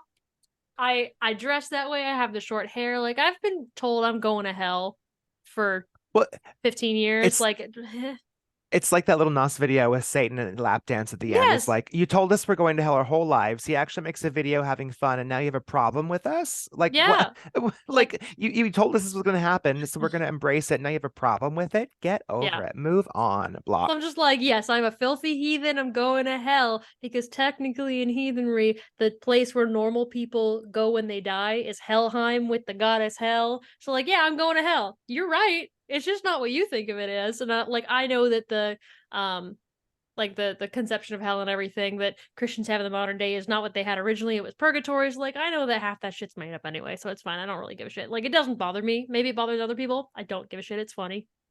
I'm a pole dancing witch. Yeah. Like, yeah, I think all of us have had our fair share, but I think the most common, like, I mean, well, the one that I guess I even interact with are the ones who are like, well, can you prove to me that all of this works? Prove this to me. And I'm like, I don't care if you believe in it or not. That's the thing, is like, that's the difference between you and me, and or like the religious people and the spiritual people for the most part, I guess.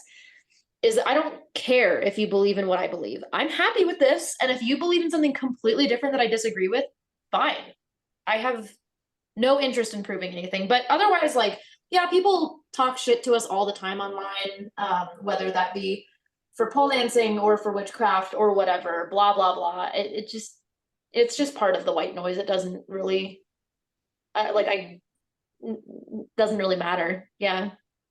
Yeah, I think that block and delete has been my best friend. I literally, I don't care. Honestly, the religious comments don't even bother me that much because it's more of like the people who are in the community making negative comments. Those are the ones that hurt my feelings. But the religious people, like the super religious people outside that have no idea what we're even talking about, I just let it like flow over me. I don't really care. So yeah, block and delete. That's the best thing ever. So being in this niche that has gained so much more popularity in recent years, how long did it take for your channels to become monetized? Is this your main source of income? And for, I guess, Marshall, you can talk yeah. about maybe your podcast and the book and whatnot. Oh, that's right. Okay. Yeah, okay. For the podcast, we actually waited a full year before we did a Patreon. And that's the only place we have sponsorship now coming through is people who want to support the show. That was just a personal choice by us. You know, you have to trust your partner when money comes to be involved. That's really important. And when it comes to the book, uh, I'll say right now, flat out, this is adjacent to this question, but I think it does include an answer to something about it. I self-published, and the only reason that I'm able to successfully self-publish is because of my following, because of the popularity over the last few years that I have garnered through the content creation that I put out. That is a privilege, and I know I'm saying that word a lot, but that I want to make sure that's acknowledged because not everyone is going to have that same sort of feedback if they come out without having any sort of following with a self-published book and still have that kind of level of attention and sales. So I do think for me it took about a year for me to get enough of a following. No, I say it took almost 2 years to get enough of a following on social media before I decided to create my own Patreon. A year for the podcast, and yeah. I think I was lucky. I'm going to say I was able to hit 10,000 subscribers and get monetized right around a year mark. Like they were pretty much simultaneous. And I am actually going to give Olivia credit for that one because she was one of the first big creators that like took a chance on me. You promoted me. You posted my videos in your Discord server and like on your YouTube channel. So like I don't think I would have gotten there without her. So like if you're looking to get into it and looking for a milestone, do not take this as what's going to happen for you. It took me a year, but that was with a lot of help from friends, with collaborations, with people much larger than me putting out my stuff, people other than Olivia finding my stuff and being like, wow, this is really great, you guys should go check it out. Like I was very lucky that I had people who saw what I was doing and believed in me. But for me, it was a year. I later had a podcast for a while. I had a Patreon for a little while. I don't remember exactly how long in I started it, but I started it at some point within that time. But yeah, the YouTube monetization specifically was at a year. And you know, like I said, I never really made more than about $100 a month from YouTube alone, but it was monetized was the thing. So like it was monetized, didn't make a lot, but it made some money. I think for YouTube, there is a specific amount of subscribers you have to have in order for YouTube to start monetizing. But again, the money that you'll get, it's subjective. You have no idea how much you'll get. And most likely it will not be a lot. For reference, it's 1,000 subscribers and 4,000 I think I started that maybe 3 years in after my video started picking up. And I never promoted it up until recently because I was like, okay, full time, I like need this money a lot. So they support me because especially with YouTube and how unstable it is. I had a few months where I was making $700 every month, and that was it from YouTube. And if I didn't have my Patreon, I would not have been able to pay my mortgage. I would have not been able to, support myself in any means. So the fact that they were there was just a huge saving grace. But then also, like I've got merch and other things, but even if you spend $40 on one of the hoodies, I'm getting maybe $4 of that. And I'm not saying that that's not like, I want more, but it's just like knowing that despite the fact that you are spending that money, I'm getting such a small percentage of that. So like, don't feel like I'm rolling in the dough because you're getting merch from me type of thing. Yeah, I think just to quickly add my own, it took me about 6 months to get monetized, but that was because, and I think that's actually faster than the average, but it's because I was posting 2 videos a week, every single week. I was marketing myself on Reddit. I was marketing myself on Facebook. I was trying to get to know people. I was trying to be part of this community. And it takes a lot of work. And even when you do get monetized, it really is like change. I think my first check Peanuts. was like maybe $40 from YouTube or something like that. And now I've gotten to the point where I'm roughly averaging about 450 a month, but and that's not including occasional sponsorships, but again, that's 2 videos a week. And I feel like that's why it is higher than the average, maybe for a platform of this size. Oh my goodness, we've been talking so long, my brain is not working. So yeah, I think it is very, very subjective to how much you post, how many views you get, etc. No, this is not my main source of income. There's no way that I could live off $450 a month. Absolutely not. And again, it's going straight towards my tuition as well. So it's like, I don't even see that money towards my bills. So anyways, so if you guys just want to do maybe just a quick little where people can find you and all that stuff, I'll have your stuff linked in the description box below, but just a real quick little outro. Sure. If you want to find me, you can find me on Instagram and TikTok at Witch of Southern Light. You can find me on Twitter at MarshallWSL. If you go to any of my platform link, the link in my bio to all of them, it's a link tree. There's tons of information there, free resources, things that you can actually use and put like a little app on your homepage so you can get access to magical correspondences, planetary days of the week, lots of things that can actually help you directly with your craft.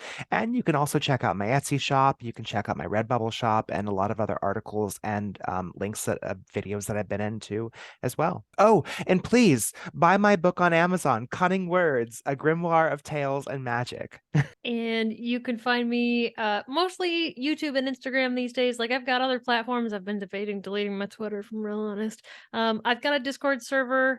I'll try to find a link for that. I think I had shut down the links for a little while recently, but I've got a Discord server where people can pop in and there's more community discussions, and it's not to be about me. Like some of my mods also post videos, and so like it's community oriented. It's not like it's my server, but it's my server for the community. So that's really where I spend most of my time is there. I'm just sort of all over the place. I'm most active on Instagram currently, but like I said, I'm planning to come back more to YouTube. It just depends. I might film a video today actually because the boyfriend's not home right now. I am the Witch of Wonderlust on YouTube and on Instagram. And again, I also have link trees on my Instagram if you want to like come to Colorado and take a pole dancing class with me, maybe. Otherwise, I do also have a Twitter and a TikTok, but that's really just shit posting. You're not going to get anything of substance over there unless you just want to like do the whole brain empty, 2 brain cells doing the Macarena type of stuff. So Instagram and YouTube are where it's at. The other 2 are just for fun, but that's where you can find me. Thank you all so much for coming onto this panel. I can't believe we talked so long. There was so much more that I know we all wanted to say, and like, oh, I just wish we could continue talking. But anyways, thank you all for being here. And for everybody watching this video, I can't even believe you made it this far in the video. Like, that's crazy. But thank you all for watching. I will see you all in a video soon. Bye, everyone.